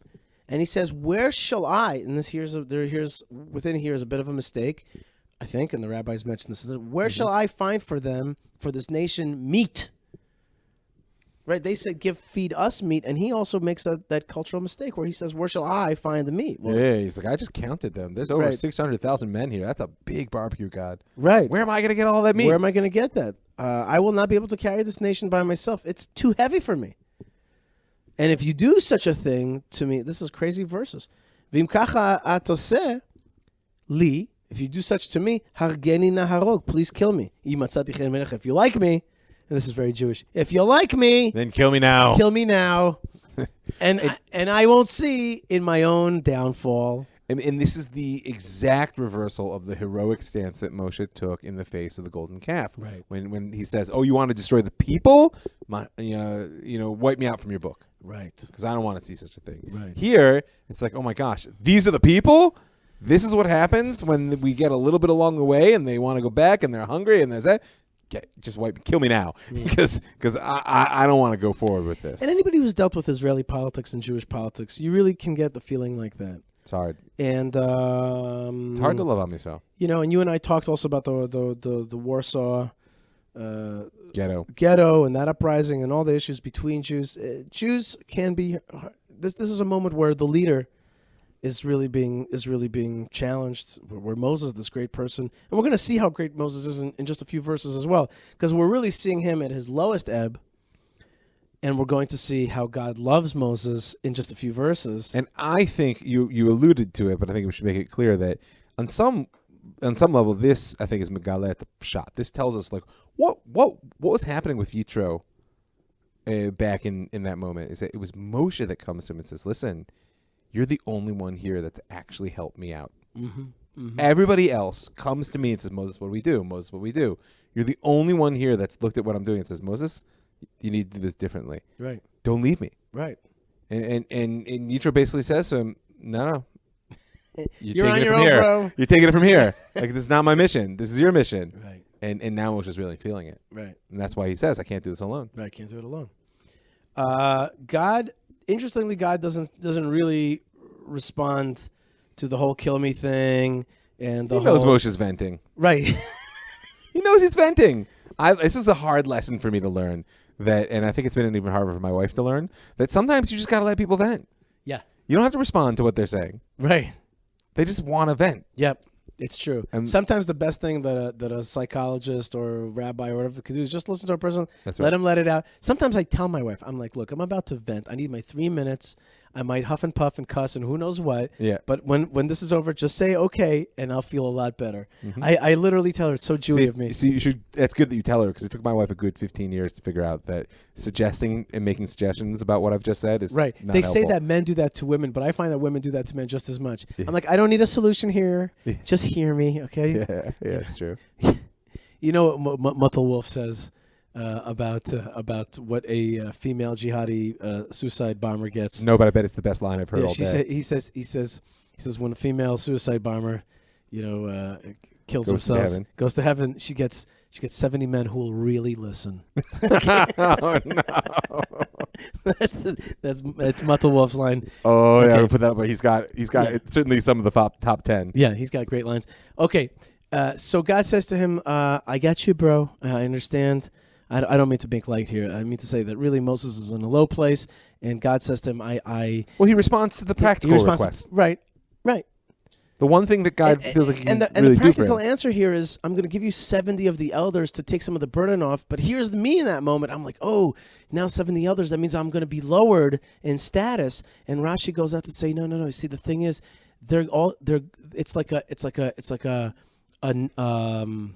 candle that lights other candles, but it doesn't detract from its great light. And by the way, this takes us back to the beginning of the Parsha. Because we didn't speak about it at the time, but the phrase Behaalotcha is when you lift up the candles. Right. And one of the explanations of why isn't it when you light them? The answer is because the way you light from a candle to another candle is you keep your flame on it until it rises on its own. Mm-hmm. But then, as you're pointing out, the other half is, but you lose nothing. And that's one of the ways, as an educator and as a parent, as a friend, we can understand is that we need to focus our energy on people with the goal of letting them rise, right? And knowing by the way, managers also do that. Yeah, managers for sure. do that. Like, a best manager is a person who lets the other person, gives them from time to time, gives him or her some direction and the mission, but lets their creative thing happen. And that's what a good manager does. He doesn't control everything. And one of the things that lets them do that is the belief that it doesn't diminish them at all when the other people shine. Well said. So he says, gather the 70 elders, come to the tent of meeting. They'll gather around you, and I'm going to come down, says God. I'm going to speak with you there, and I'm going to share the Spirit which is upon you, and I'm going to put it on them. It's going to spill over, as it were, onto them. Fascinating word in Hebrew. Right. That's salty. It really has the word shadow in it, right? Like, I'll take a shadow of you, like a emanation. It also means nobility. It gets some very interesting usages further on. Right. Okay. Tradition. Right. That's right. It means nobility. That's right. But I'm going to take some of you. Okay, so I'm going to take some of your nobility, or I'm going to take some of your shadow and take it from your spirit, and it's going to pour out over them, and I'm going to put it on them, and they're going to carry with you the weight of the nation, and you are not going to carry it alone. The difference is that Jethro's idea was that these would be learned men, they would be straight men, all that kind of stuff. But what God is saying here, they need prophecy. Yeah, we need the ruach. We need the prophecy, not just their good characteristics, which are of course key to that, but they need God's prophecy. And to the nation say, sanctify yourself, because and you're going to eat meat because you cried in the eyes of God, saying, give me some flesh, because that's good, right? Not my good, but your good. Excuse me, because it was good for us in Egypt. Right. That was good. I mean, that can really anger God. Really? Yeah. Really? Is that what you're really going to say? You're really going to say that was good? It wasn't so good when you were crying like a baby for me to take you out. Right. And it was not good. Like, good is Israel free of slavery on the way to Israel. That's good. Good is not watching your children being beaten with whips and happen to have a piece of meat at night. And building up the Egyptian idolatrous cities, etc. Yep. But however, I want you to know something. Now that you asked me, here's the real parental moment from God. You're gonna eat this flesh. Oh, you'll eat it. Oh, you'll eat it. That's right. Not 1 day. Not 1 day, not 2 days, not 5 days, and not 10 days, and not 20 days. For a month, you're gonna eat until it comes out of your noses.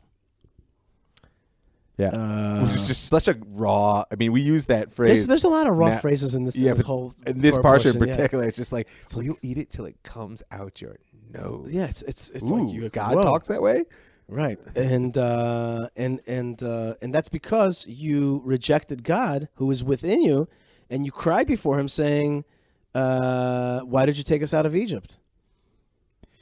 Yeah, and there's a little hint here to what comes down the line, where Am Yisrael cries for nothing, and then God ensures that we will cry for something for the rest of right. And history. that'll be next week's Torah portion. Yeah. We're going to get to that, but this is in many ways this is a setup for that Torah Yes, portion. this is laying the foundations Right. for sure. And so and here's another strange phrase from Moses, who says, "Okay, God, you're going to feed them all this meat, but I have 600,000 infantrymen, men of that age," meaning to say you can extrapolate how many people there are in the nation. Just picture the grill. Right, and right, these are the eating guys. Yeah. Right? These are the eaters. And you said gonna give them flesh A month worth of for meat. a month. How's that gonna work? If we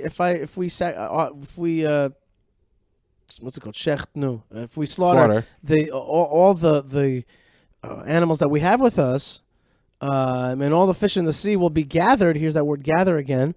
And it was found for them, it won't be enough. And then God says to Moses, Hayad Hashem tiktzar, will the hand of God be shortened? Does God not have the abilities? Are you really, in other words, are you really the boss of all these things? Am I asking you to do it all?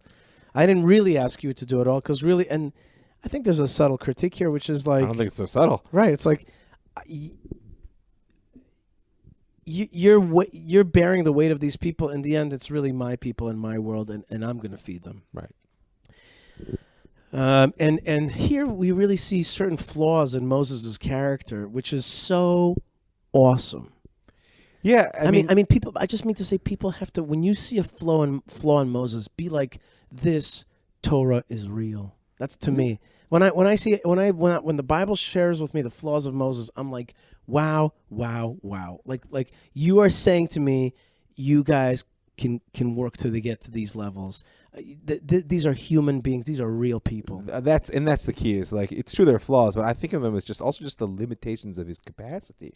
Meaning it's true. There's a particular, and we'll speak about it more when we get to Parshat Chukat, like, because this is also laying the groundwork for the final breakdown between Moshe and the people.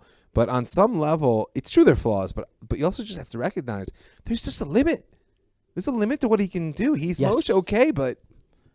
Right, but why is the Torah sharing this with us? Oh, why no, are we breaking down the fourth wall? Yeah. Why are we seeing Moses' complaints and weaknesses? Yeah, the dirty laundry here. It's the most beautiful thing in the world. And the Torah's going to come back, ironically, in this week's Torah portion and be like, but just I want you to know, we'll see in a second, I just want you to know Moses is the greatest man that ever walked this earth. Right. You know? And therefore take to heart the fact I just told you he wasn't perfect. Right. I think it's the most amazing thing. And so Moses gets a little pushback from God, saying, will Hashem's hand be short? Now you shall see if my word is fulfilled or not. Moses goes out and he does two things. He gathers the 70 and he tells them, he tells the people the word of God. He gathers the 70. And indeed, the God's presence in a cloud comes down, and the spirit of Moses gets put on the 70 men, and they became prophets. They were previously not prophets. Prophecy, and the Rambam tells us, you can get to a very high level, but that's not prophecy. That's approaching the ability to receive the communique, right? If you refine your character, they had refined characters, then God spilled his prophetic spirit upon them. Well, it begins as an avoda, but it always ends as a gift. Right. I mean, there's a process you can do to shape yourself into a vessel, but God chooses to give or not. Right. Very good. And by the way, the reason the Rambam brings it up is a big machloket of the philosophers of the Middle Ages, where the prophecy was a natural phenomenon that you just had to like tune yourself into, and then there it was.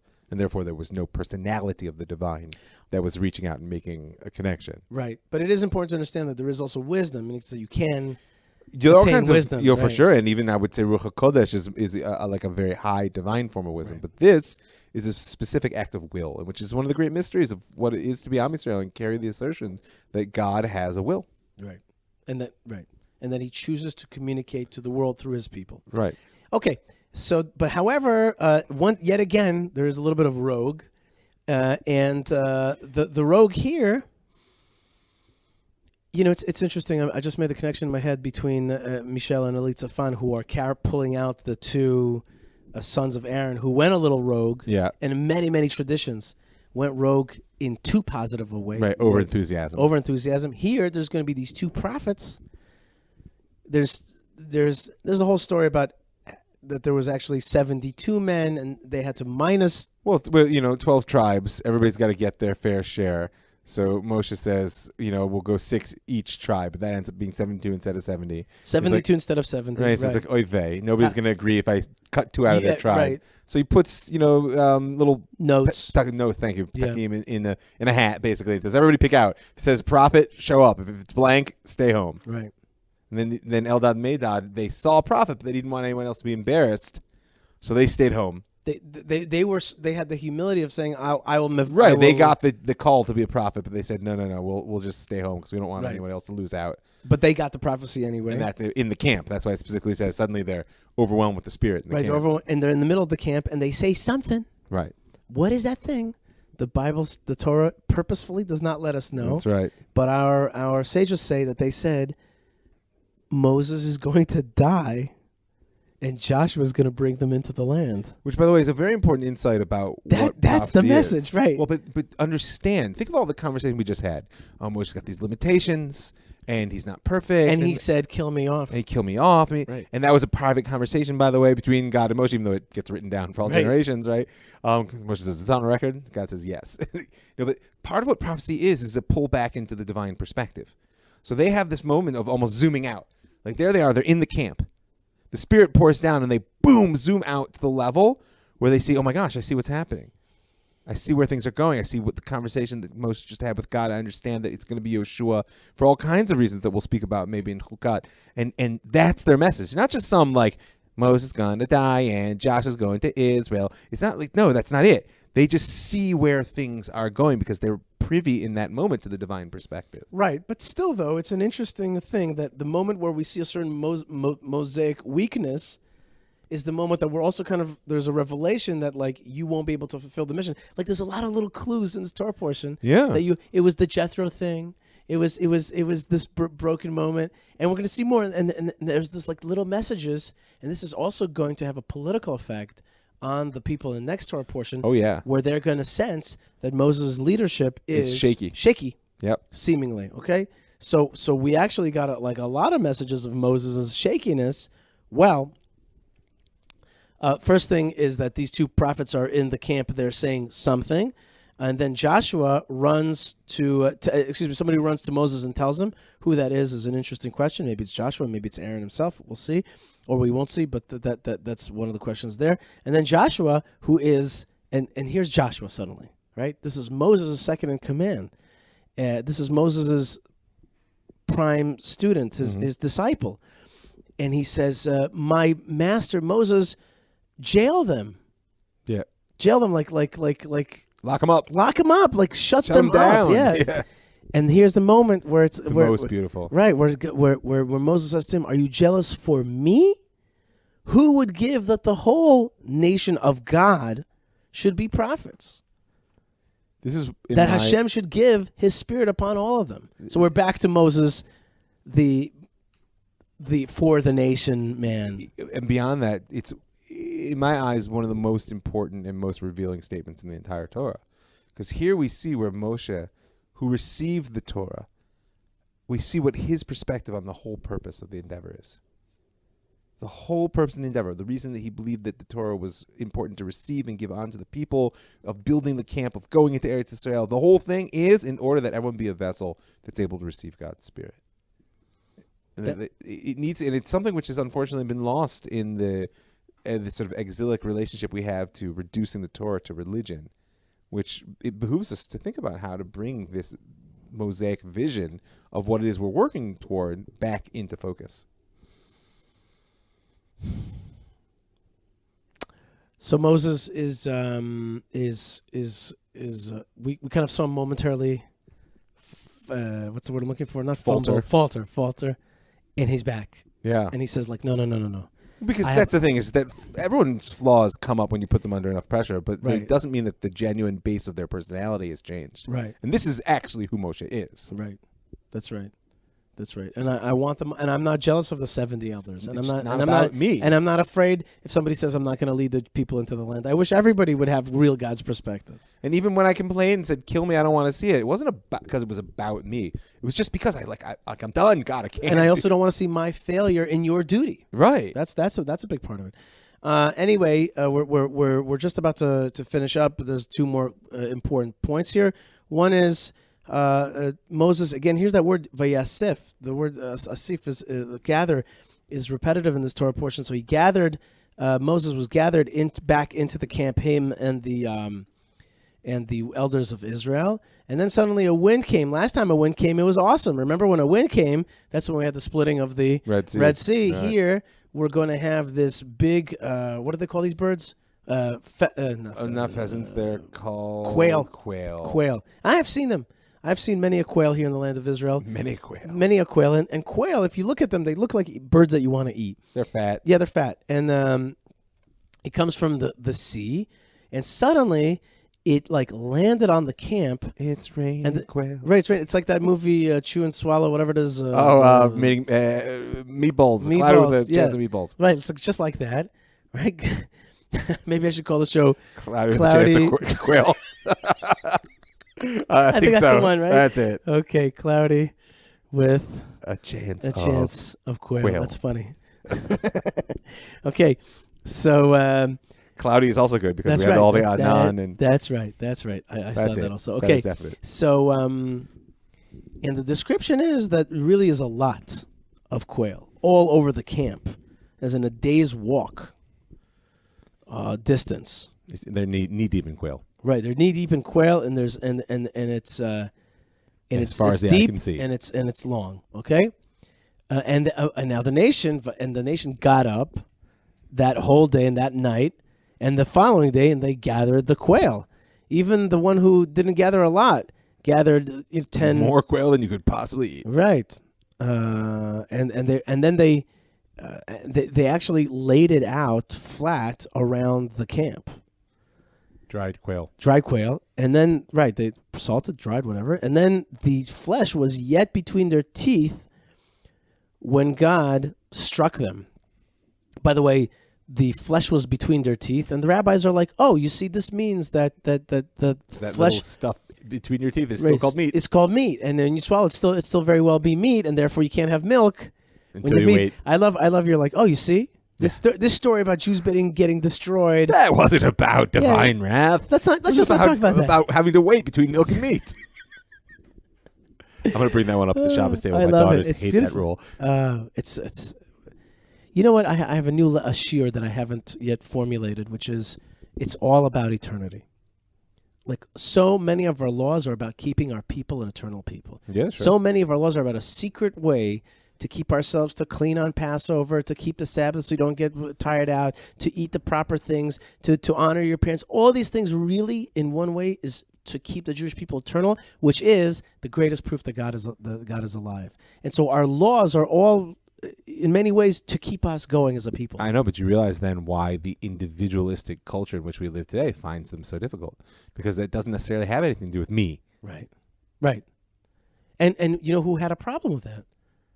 I can think of any number of people. Who are you thinking Elisha ben Abuya was like, hey, how come this guy fulfilled the commandments to keep our that the Torah says the two commandments, honoring the parents and sending away the mother bird, and then this kid died in the process, and therefore the late din v'leit dayan, there's no judge and there's no judgment. And I'm always like, Elisha ben Abuya, that was talking about the nation. Let's talk about the nation, man. A nation that does these things, who honors their parents, who's kind to the mother bird and sees the continuation of the next generation. That's a nation that dwells eternally, not the individual person. You miss that. Well, I mean, that raises a lot of questions. We don't need to go to it now. All right, I guess we don't have time to. Okay, very good. Fine.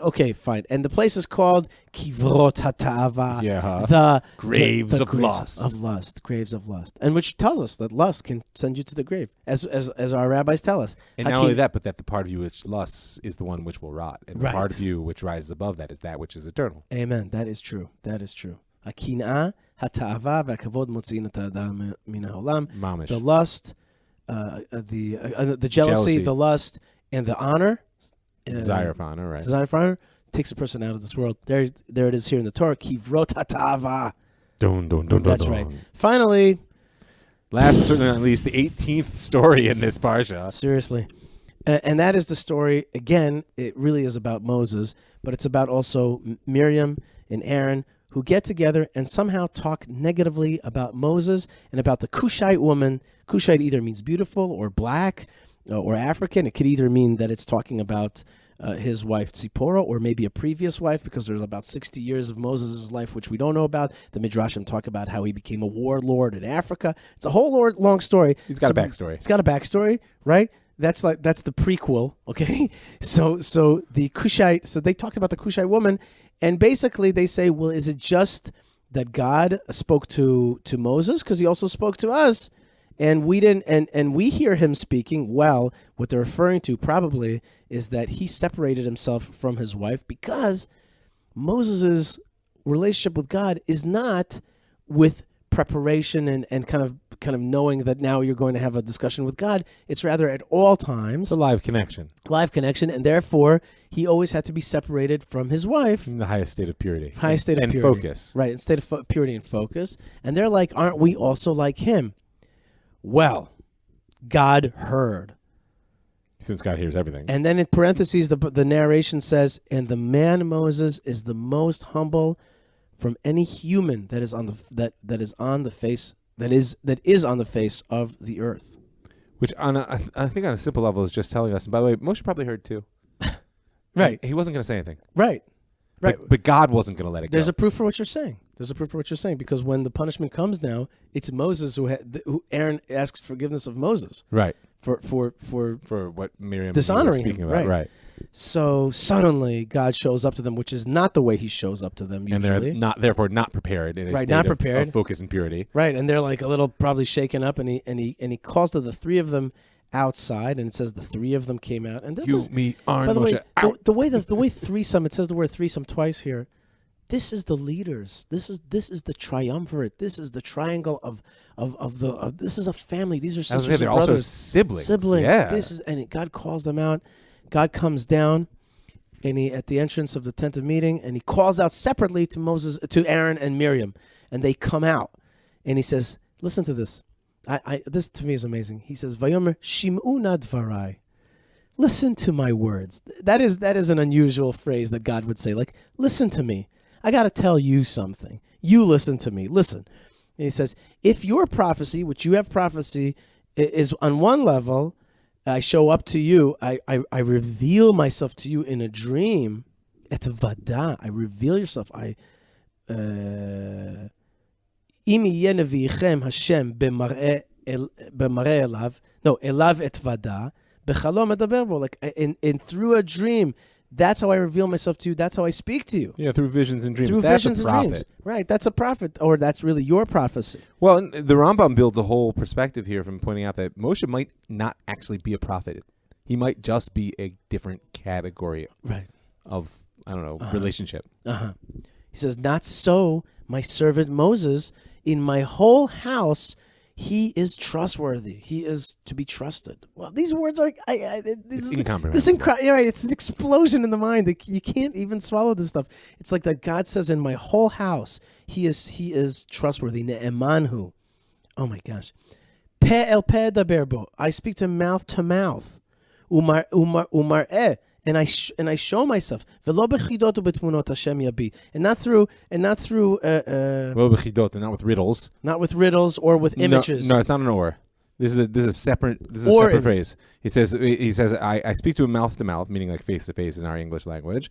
Umareh v'lo bechidot, and as in a vision and not through riddles. U'tmunot Hashem yabit. And the shot there is, and he actually sees the image of God, which is really problematic. since Moshe's just told the people over and over at Sinai, no tmunot, please, no tmunot, right. no pictures. So there's a beautiful phrase, I think, and I really think it's perhaps even pshat, is that the difference between Moshe and the other prophets is that Moshe is so elevated is that he sees the world truly from the divine perspective. Tmunat Hashem hibit. Right? He doesn't just see what I show him, God. He sees the world like I see it. Wow. That is just, you know how it says, you're not supposed to see God. If you see God, you like, just these thoughts themselves put a shudder through me. Like, oh, you're revealing a little too much for me. That people don't understand. It's just like the Jewish people said to God at Sinai. It's like after the first two commandments. You know what? You take it from here, Moshe. We'll listen to you. Yeah, we're happy to get a reduced version of this thing. You know what I mean? Yeah. It's if you ever like in the middle of the night opened up like a Jewish mysticism book, like a book like Sefer Yetzirah. You're like, okay, I gotta close this. I put this away. This is a little scary. In any case, so on the simplest level, really, God says to them, look, you see Moses one way, you see God in your relation, you see prophecy, you receive prophecy one way. Moses, as you just said, Rabbi Mike, is a different level altogether. He sees directly, maybe either my image or the image that I see. And then he says, how come you didn't fear to speak badly on my servant, on Moses? Right, I mean, you wouldn't speak that way about me. Right. Maybe he says that, yeah. No, for sure. Like, lo yaretem ledaber ba'avdi Moshe. That yira is indicating yirat Hashem. Right.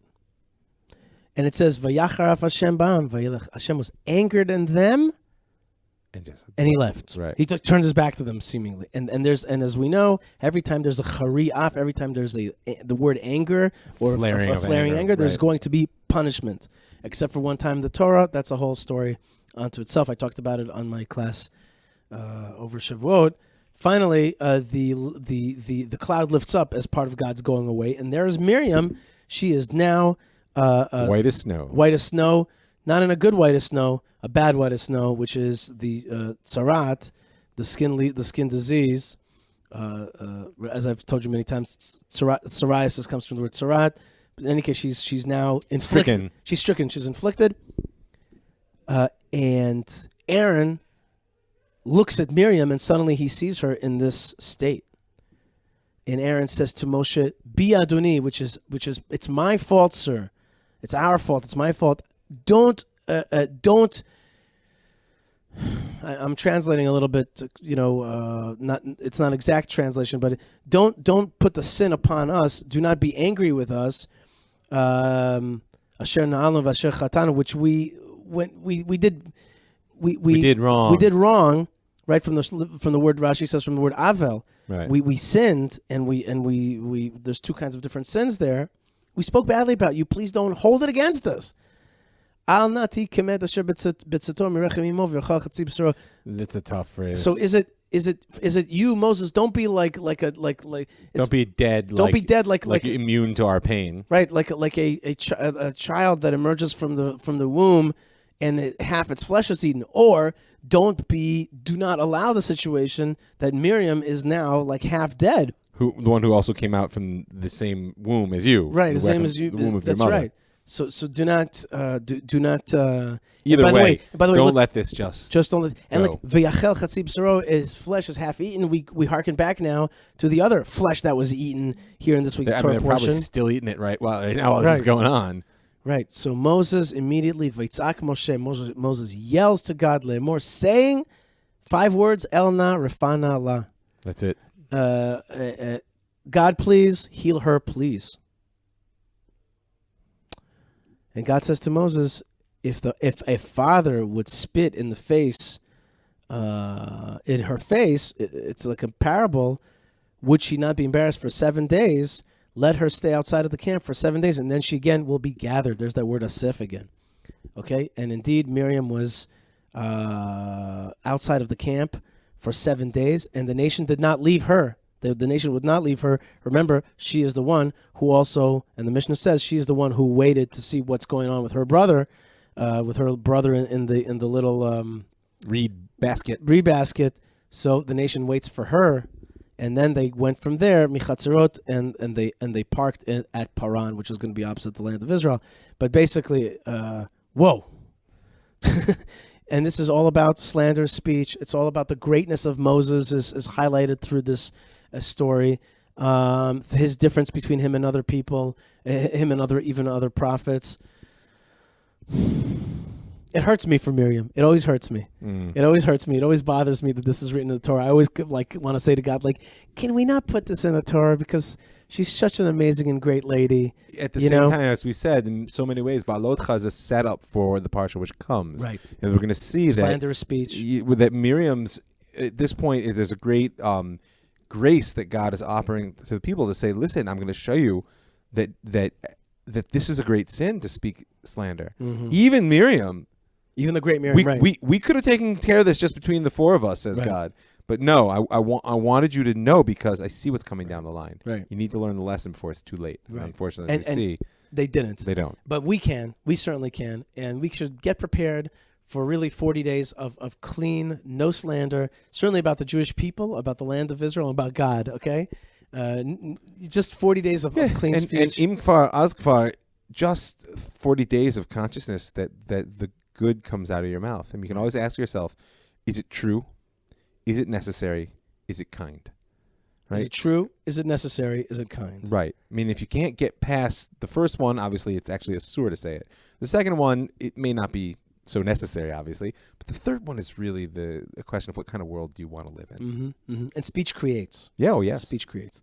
All right, folks, that was an hour and 40 minutes of Rabbi Mike Feuer and myself. Of good, clean fun. Yeah. Intense business, and I think that we will call the show, what do we get, Cloudy with a chance of Quail. But the other one I think is also really, the other title I thought for the show, which probably not going to use, but really the Jews are and the Jews aren't, is I think very, very fair what this Torah portion is about. It's really a seminal Torah portion in that it really shows a tension between what can be and what happened, and the highs and the lows. For sure.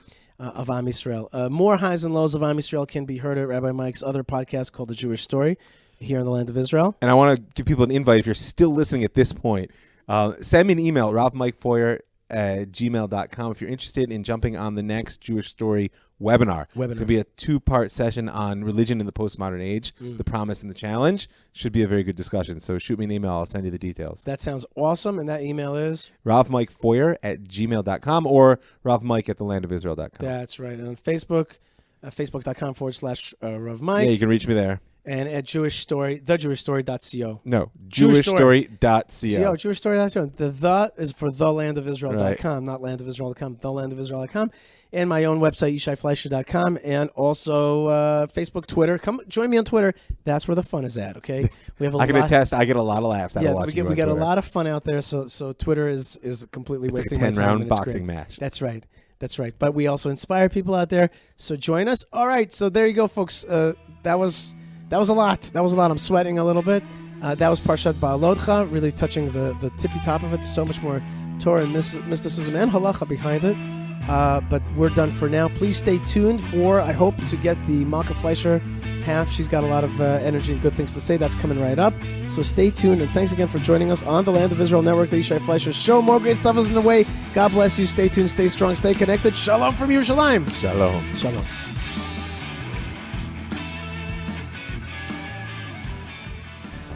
Hey folks, you are listening to the Yishai Fleisher Show, and we're going to get right back to the show in just a minute with the Malkah Fleisher half, which is going to be awesome. Before we do, I do want to recommend that you go to an excellent website, which is Tchelet. See, the Tchelet website, Tekhelet, will be starting an awesome sale of all of their products, all of the true blue Jew strings, the Tchelet Revolution.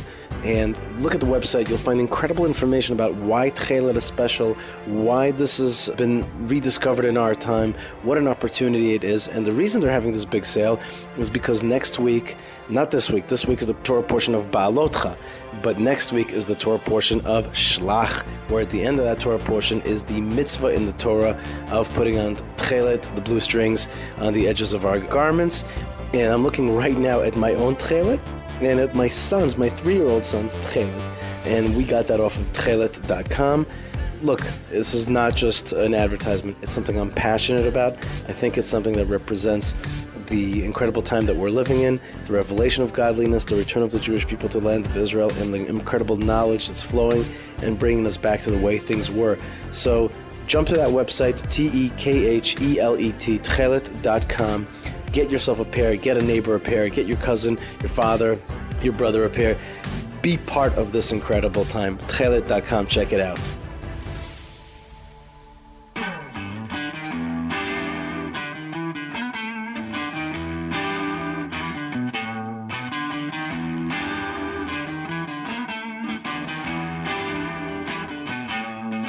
Shalom, everybody, and welcome back to the Yishai Fleisher Show, broadcasting this part of the show from Judea. That's right, and I'm joined by a wonderful Judean princess, Malkah Fleisher. Shalom and welcome. Judean princess. I feel like I should be wearing a headdress. You are a Judean princess in my eyes. That is for certain. I also want to tell you that the last part of the show went extremely long. It was in about an hour and 40 minutes. Whoa. And so is anyone listening? Hello. That's right. Hello. So if anybody is listening to this part of the program, write us back a hashtag. Judean princess. That's right. Hashtag Judean princess. That's exactly right. By the way, the name of the show is going to be Cloudy with a Chance of Quail. Okay? Oh, nice. Yeah, that's what it's going to be called. Cloudy with a Chance of Quail. And I'm going to get a nice quail picture for the show. Nice quail picture. Malkah, so that means that we're going to keep this half tight so that people can listen right. to it.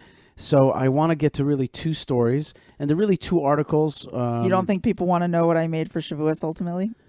Okay, you can tell them about your. Basically, I can tell them, and you can Okay. add. You can put the garnish on it, which is you basically made 3 cakes. One was a coconut cake, Coconut pie. which was amazing. It was just like amazing. If you're a coconut lover, now some people don't. My mother does not like coconut. I love coconut. Coconut soap, coconut. What do you call it? Suntan lotion. Out of a half a Coconut drinks, alcoholically. That would be what's it called? Appreciated. Alcoholic, the little umbrellas. Pina colada. Yeah. Because if you like pina colada, so that's and you made the coconut cake. Yep. Then you also made a carrot cake, which had many layers of cream and carrot. Cream cheese frosting, people. It's been years that I've been building up the courage You were chalishing to make that. Say the truth. You were chalishing. I was chalishing. That made me feel That's weird. right. So you were chalishing and you made the carrot cake, and you also made for me. You made a cheesecake with a puree strawberry topping on top, which was outrageous, out of this world, and it may have taken a few years off my this worldly life. I mean, my share in the. God forbid. No, I meant to say took away a little bit of my next world because it was Chas, I on enjoyed all it the so levels, much. no taking away. But it was quite good. And then you also made blinches. I made the blinches. I wasn't happy with the blinches this year. Are there I'm not gonna still lie. any left? We left them all with your mom Why? because I didn't think they were good. Oh, phooey! I would eat one tonight. It's been a very long day for me today. Yes. I've been up since the morning. I recorded the Mike show with Rabbi Mike Feuer, that part of the show. I met with Im Tirtzu today. I went down to Nof Ayalon, to Shalabim Hezder Yeshiva, where I spoke to the students that are about to leave. After this, at the beginning of the summer, they're going back to America or Canada or England. So I spoke with them. Then I drove back, did my requisite Wednesday night yoga, men's yoga here in beautiful Judea, and now recording with you. So it's been a long day. And you know what would have been good for me right now? A nice blueberry blintz. Yeah, with some tea. Sorry. I would have been really happy. Really, this is a really conversation happy. we should have had several days ago. Well, I didn't know that. When the divvying up of the leftovers of Shavuot was happening. Speaking of really not knowing things fully, like and divvying, I would have seriously though. My enzymes immediately just kicked into having a blinch tea. That I'm would have sorry, been that's so bad. Reel them in. So good would have been right now for me. You're making me feel bad. Don't worry about it. The blinch tea. Well, that I just dream wait. of is, I'll make it again for you on Sukkot. Yeah. Or maybe I could go to my mom's house and get one of those blinches back. Okay. Snap. Listen, there's this organization called If Not Now, Mm-hmm. and they're like this. They're these young, angry Jews. Like the video game that my children play on my phone.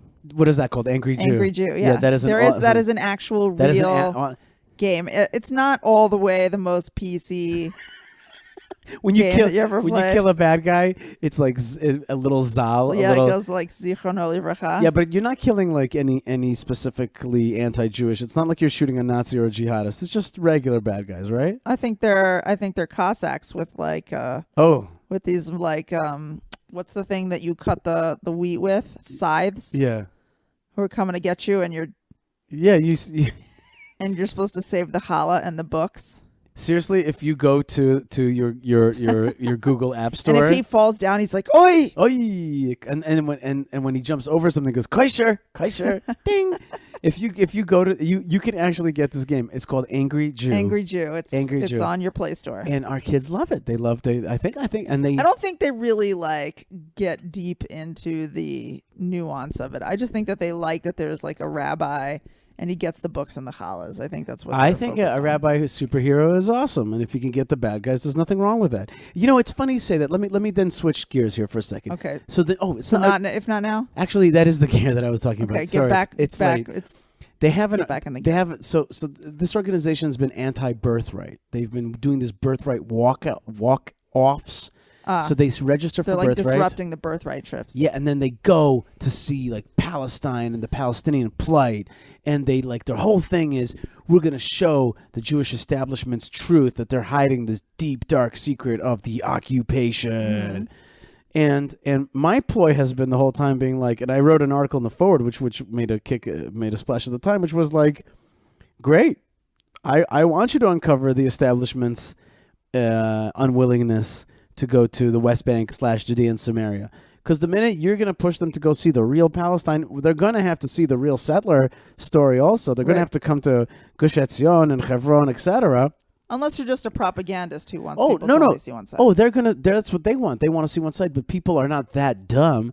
And so people are going to have to see both sides. And therefore, we're going to actually open up the issues of our ancestral connection to this place. So of course, in any one of these, so the New York Times had an article about them. Right now, the truth of the matter is, this whole group is made up of like 100 people. Okay, if not now.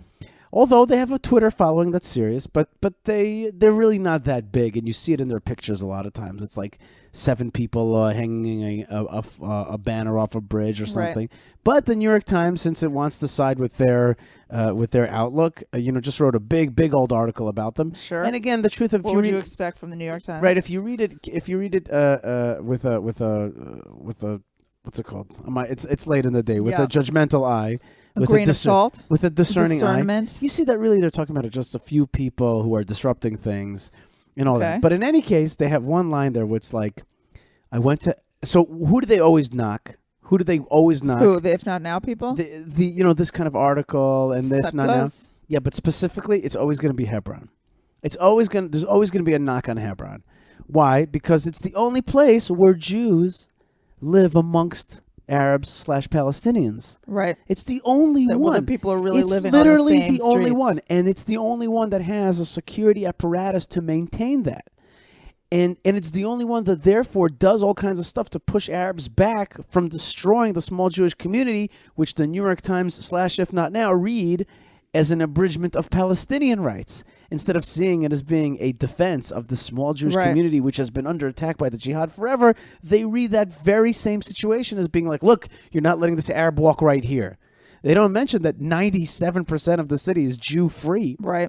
They'll say, look, this street is Arab-free, which is not true. There's no street that is Arab-free or anything like that. There's some slivers that it's like a little bit more sterile, a little bit more like less friction, and so Arabs are made to like walk around one part of one little street so that they won't come in contact with the Jews too much, so that there won't be any tension between both Arabs and Jews, that everybody will stay safe. And I think when you say tension, you mean stabbings, killings, right, shootings. Exactly. And it's like, wow.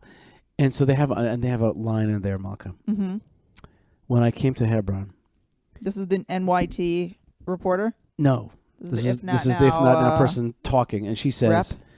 No, not a rep, a girl who was on the Okay. If Not Now. They don't have reps, Malkah. This is a grassroots movement. Right. So she's like, I came and I saw that a Jewish star was spray painted somewhere marking Jewish territory. Okay. And I was so ashamed because being Jewish is about love and kindness, not about marking territory. Huh? And she was uncomfortable.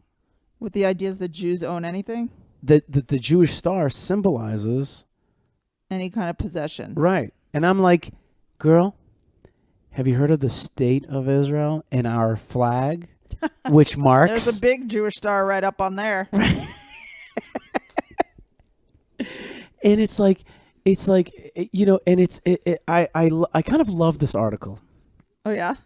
There's something about me that like loves this article because it's the preposterousness of it all, which is there's like an element of comical to it, but there's also an element of laid bareness. Here it is, lane bareness. I don't know, lane bare. It's right before us. Here it is, a girl who can't deal with that a Jewish star represents Jewish control, Jewish strength, Jewish land ownership.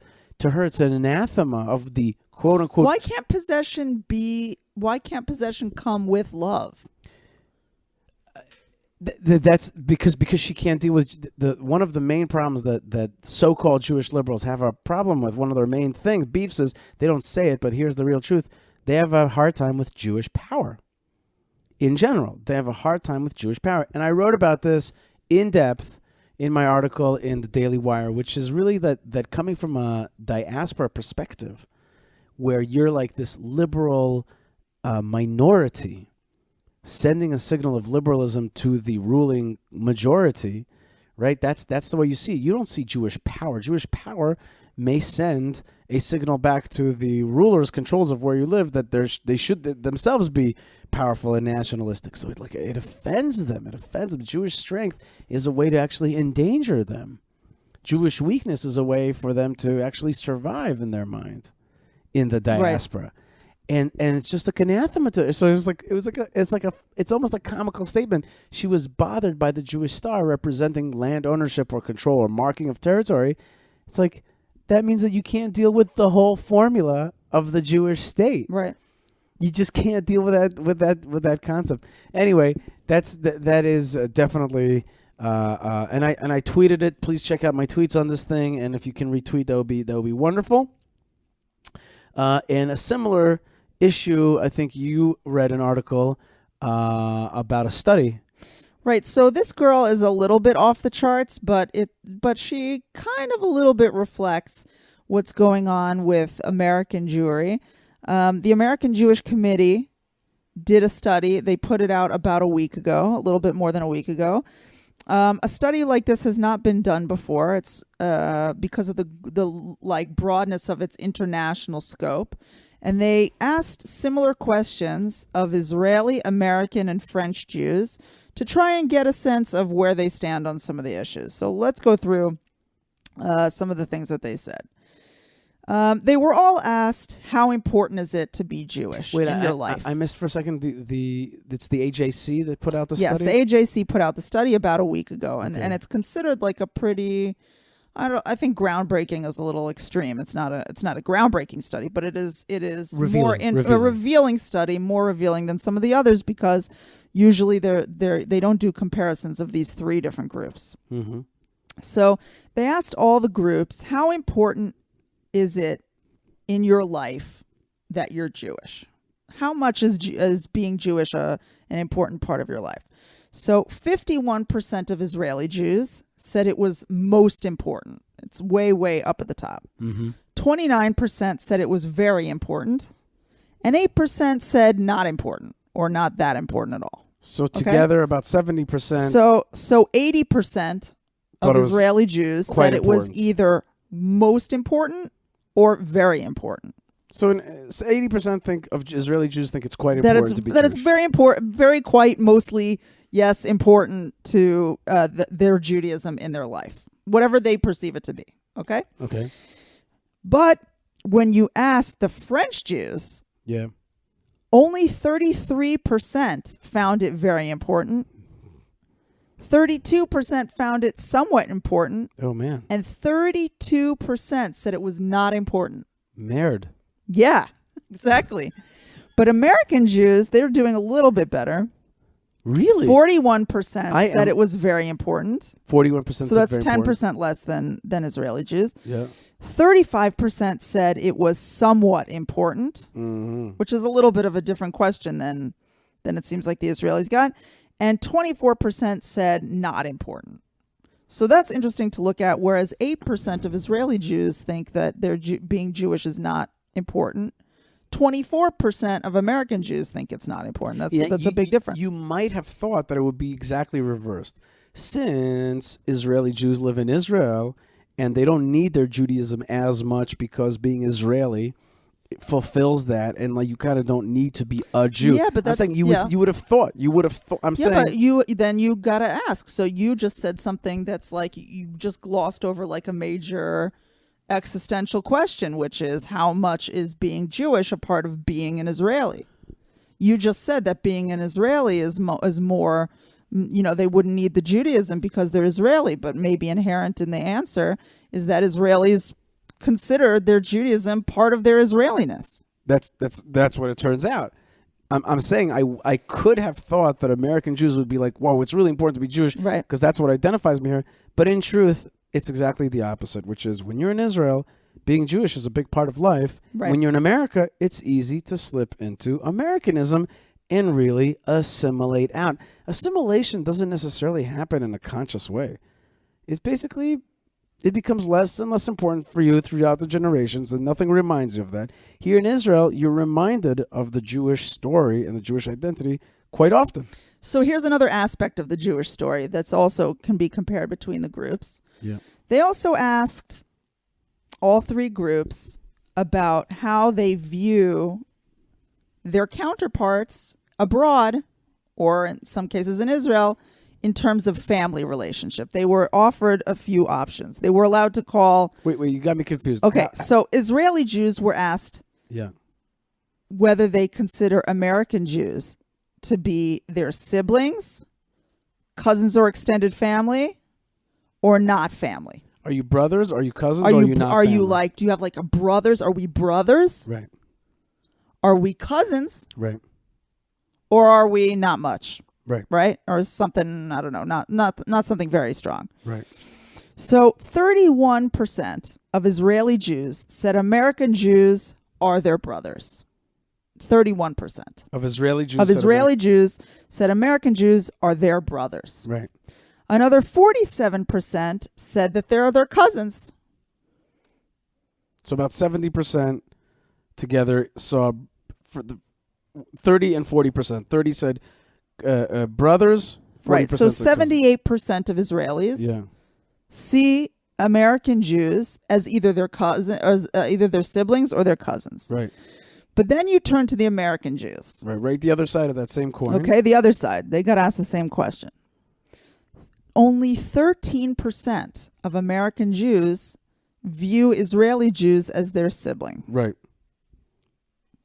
58%, which is a very significant portion, right? Only 47% of Israeli Jews saw American Jews as their cousins, whereas 58% of American Jews see Israeli Jews as their cousins. Right. So we're related, but it's further out.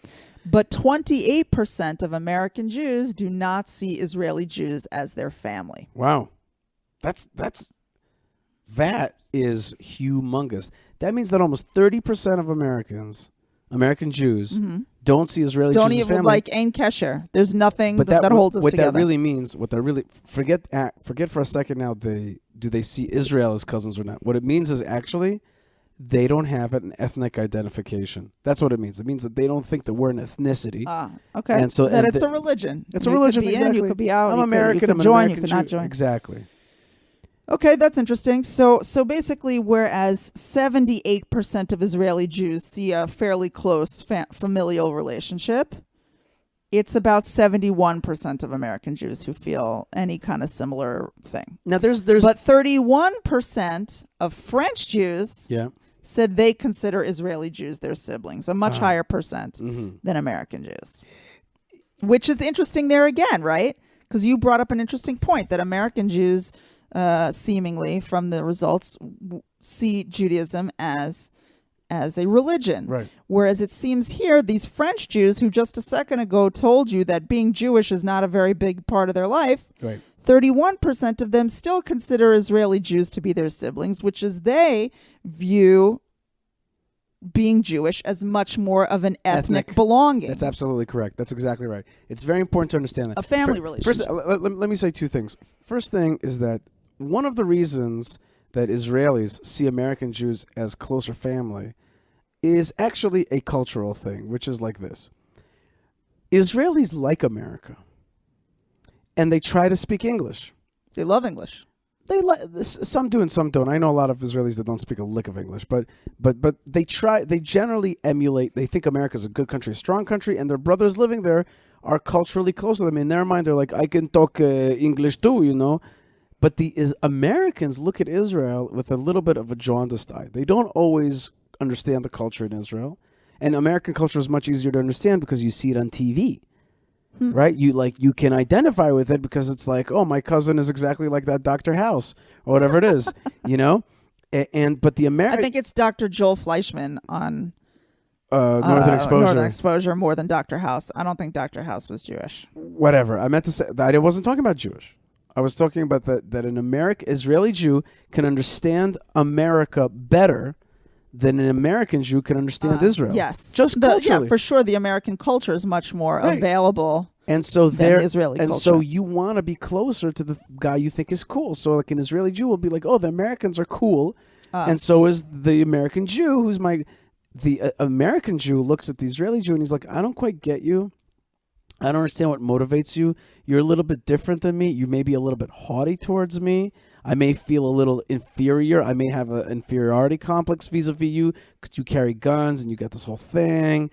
And me, I'm a little bit soft. I'm a little bit this and that. I'm all about I'm just about comfort and all that. And I don't quite know where I fit in with you. And I don't always understand you. And I don't get your country. And you kind of understand my country, but I don't quite understand your country. And so like there's like it's a little bit more of a cultural divide. For an American Jew, he's not watching a lot of television shows except for Fauda, right? Like Fauda probably changed that dynamic a little bit. Now Shtissel's also on Netflix. Or Shtisel. There's no question to me. There's no question 100% that people will feel more identified with the ultra-Orthodox and will fear them less and understand them better because of Shtisel. There's no question about it. It's a nice show, by the way. It's clean. I haven't watched it yet, and I know no bad language. And I'm like I totally. And it's really real. Right. If you know anything about Haredim, you'll know that there's like a lot of truth in there. Listen, a good show like that changes people's perceptions, just like people, after the movies like The Right Stuff, there's like a huge interest in going to space for young people becoming astronauts, etc. When people see that kind of stuff, at least you'll be able to identify better. Okay, let's go to the next topic. Next and last, which is the same, which is almost. No, it's so interesting. We have to go through it. Okay, the next topic. Caring about Israel. How important is it? How much of an important part is it of your being a Jew? Mm-hmm. Israel. Mm-hmm. Okay. Mm-hmm. 62% of American Jews believe that caring about Israel is a very important part of my being a Jew. That's interesting. How much? 62? Yes. Mm-hmm. I think that's staggering. Not low, right? It's huge, yeah. Okay. Yep. 72% agree that a thriving state of Israel is vital for the long-term future of the Jewish people. Okay. So that's kind of encouraging because it's definitely more than half. I mean, it's the majority opinion. Here's something interesting. Among Israelis, 50% said living in Israel is a very important part of my being a Jew. Mm-hmm. Which is also interesting given the fact that a lot of Israelis said that being Jewish is very important to them, yep. right? Very or pretty important to them. Yep. However, 91% said the long-term future of the Jewish people is linked to the future of the state of Israel. In Israel. Israelis say that. Israelis said that. Yes. 91%, which is like a huge majority. Okay. The two-state solution. Wait. Yes. Wait. That's What's the American version of that? The American version is that 72% believe that a thriving state of Israel is vital for the long-term future of the Jewish people. Uh-huh. So they didn't ask exactly the same question. It's not, well, they couldn't really ask exactly the same question. They didn't ask exactly the same question. What we see you there, could sort of what we see there, and I have to say I'm a little bit surprised, is that basically Israelis and Americans basically understand that how central and important Israel is a big part of the Jewish future. Okay. That's nice. Yeah. That's happy news. Okay, the two-state solution. By the way, I just want to tell you, Mm-hmm. just today I was driving. I went to Nofi alone. Yeah. I spoke to Yeshivat Shalevim, and I saw the train coming out of a tunnel, the new Jerusalem Tel Aviv train, which we haven't taken yet. Yeah, we got to do which that. In is the a summertime, I feel like we'll do that as like a fun thing to do with the Malkah, kids. it's middle of June. Just want you to know. No, I it mean is- like summer vacation. Oh, okay.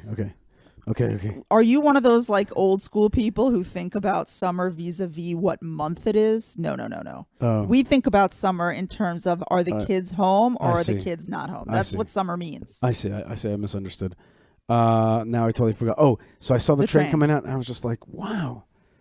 And I looked at the pylons of a big bridge that they have that lets that fast train zip over a valley there, and I'm just like, wow.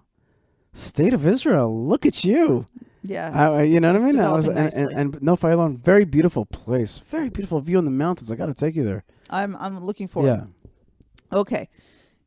Again, the two-state solution. Israelis, 51% oppose, Mm-hmm. either strongly Mm-hmm. or somewhat. Mm-hmm. 39% are in favor, Mm-hmm. according to this study. 39. 39% like two-state solution, 51% strongly oppose or Mhm. somewhat oppose. Mm-hmm. Among younger Israelis, 42.4% strongly oppose, Mm-hmm. which is almost the entire percent that strongly oppose or somewhat oppose when you look at the larger population, which Yeah, means 'cause- that the younger and 56.8% of ultra-Orthodox Israelis strongly oppose. How much? 56.8% Oh, that's good news. strongly oppose a two-state solution. Fabulous. It's However, over, now baby. let's go. It's over. It's over, Malkah. And 50% of Israelis say that not one single Jewish community in Judea and Samaria should be dismantled for the sake of a Palestinian state. What's Which the is percentage? interesting. 50% say there should not be even one hair on one Jew should have to move 2 steps over so that a Palestinian state could be created, which is very, very significant also given the fact that this includes people who support a two-state solution at all. Mm-hmm. Half of Israelis just don't want to move a Jew again, Right. ever. We're done with that. Okay. So that's interesting news. But then you go to the American Jews. How do they look at a two-state solution? But wait, can I just ask a question with Go respect ahead. to the American Jews? Mhm. Like really, like I say this like with love. Mm. Why would I ask that of American Jews? We'll get to that. okay. Okay? We'll get I to mean- that. Save your question. Okay. Save your question. Okay. Okay. We asked No, because it was a poll. With okay? respect, meaning to say you don't. You can have an opinion on Israel, but like this is a security They're question. just asking what of they a think. local question, They're just they're not. It's not like they get to push the red button or anything. Right. They're just asking in an AJC poll. Sure. Okay. Sure. So we go over to them. 26% of American Jews oppose a two-state solution. Mm-hmm. 64%. That's half. 26%. I'm saying that's half of what the Oh, Israeli. that's half of what the Israelis Yeah. thought. Yes. Okay. It's half the number of people. 64% support. Right.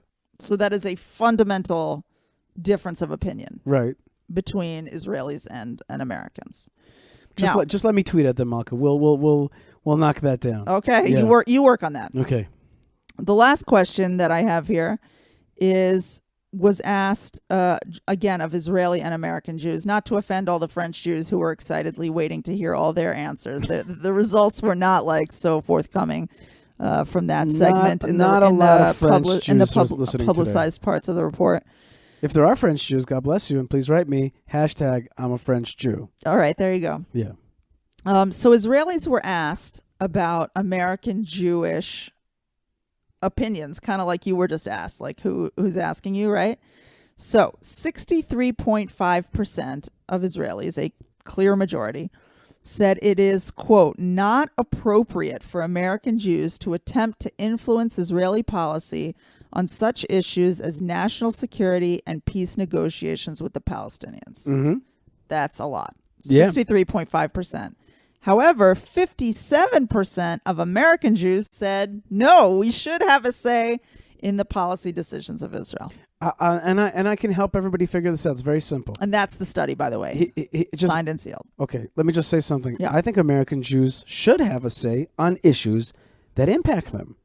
for example, giur, conversion, or the kotel, or I don't know what, like things that really impact them personally, then of course they could have define impact, right? You had this girl who came into Hebron and she saw the Jewish star. That's not impact. She got all triggered, right? Because trigger does not, come on, what's not what we're talking about? We're talking about... she feels that it's also Israel is creating a bad image of Jews out there, and she doesn't want to be associated with that kind of Judaism. That's fine. So she can move here. And Israel is like creating a problem for her. She can move here and vote. She can make a difference if she wants, but she's not going to be able to tell Israel what to do with security policy while sitting and not serving in the security services and not being part of that apparatus and not suffering the things and not suffering what it actually would mean to give away land, etc. So, like, I'm talking about if something impacts your community, let me put it a little bit better. If it's a global Jewish issue, global Jewish issue, then everybody can have a say or should have a say, but not equal necessarily, but a say. But if it's a local issue, our security, our kids' lives on the line, I don't like to use the language "don't have a say." Have a say. People can have a say as much as they want, but we also have the kind of normative right to disregard or to that was not the word I'm looking for. To discount. That's what I'm looking for. To discount your opinion because you don't bear the consequences of these decisions. So and also, to put it really, really simply, you're just not part of the democratic process here. So that's you can read a million articles from Jews in America and hear their impassioned opinion. But in the end of the day, like when we're picking our legislators and they're going out there to make some laws, they're American Jews or not. The French Jews or any other Jews who are outside of Israel are not really represented. I'm excited that in the end, I think that if not now, is going to serve our purposes. That's the funny thing. I mamish feel that if not now, unbeknownst to them... Well, I think Peace Now just recently put out some kind of an animated map of like 30 years of settlement or something. Did you see that? I have not seen I never it yet. actually got to look at it. I think I got distracted and then never looked at it. But some like incredibly beautiful thing where you like see Jewish communities crop up. If you just put Hatikva in the background, it's probably like the most beautiful thing you've ever seen. What a great idea. That's a great idea. Listen, that's a really great idea. If you can't, in the meantime... I got to find that. Yeah, so next time if you watch the Peace Now video, just put on another YouTube in the background of a Hatikva. Or like some Shweki, Yit Barach Shemo. Yit Barach Shemo. Malkah, I want to say that if not now, does not realize that their focus on the Palestinian narrative and forcing these Jewish American establishment to look at the truth of the occupation will actually eventually lead the American establishment to have to recognize the Jewish story of Judea and Samaria, which they've basically everybody's like kept their eye away from that. And if not now, is going to force the Jewish organizations to have to like confront the West Bank, and in it they're going to connect to our story, connect to our history. It's definitely true that you got all these like very impressive organizations out there in the world who are very well budgeted and manned by very smart Jewish leaders out in the diaspora. And then you want to like raise issues like Judea and Samaria, and they are terrified to touch it. The educational institutions don't want to touch it. And if they do, it's like the most parve, unhelpful. These kids are out on campus getting like ideologically slaughtered every day. And they're like desperately with their fingernails clinging to their belief that Israel is like not a genocidal, making matzah with the blood of Gazan children country. And the big smart organizations are like, well, it's disputed territory and Israel's always ready to negotiate about it. And they don't like give them any tools. And I find this to be incredibly, incredibly sad. So right. and like destructive, because when these kids are looking to somebody for help and they're like, these kids are on fire and these organizations won't even spit on them to put the fire out, then it's like, okay, so you're not going to help me and I can't do this anymore. So I think you're right that even negative attention on these issues will force Jews to ultimately come to defend the truth of Judea and Here's Samaria. how it's going to work out. They'll have to go listen to what If Not Now is saying about the Palestinians, but then the open-mindedness will force them to have to confront the Jewish story of this place. Right, and then we're going to have to talk about it out loud. Right, and at the end our narrative is going to win because it's true. and not jihadist and historical and true and security wise, and we're not going to leave this place, etc. So I really goad on, if not now. I'm like, keep going, keep those New York Times coming. It's like, to me, it's like you just won us a victory, but you don't see it. It's your, keep going with it, because your occupation narrative will actually bring to a sovereignty narrative in the end.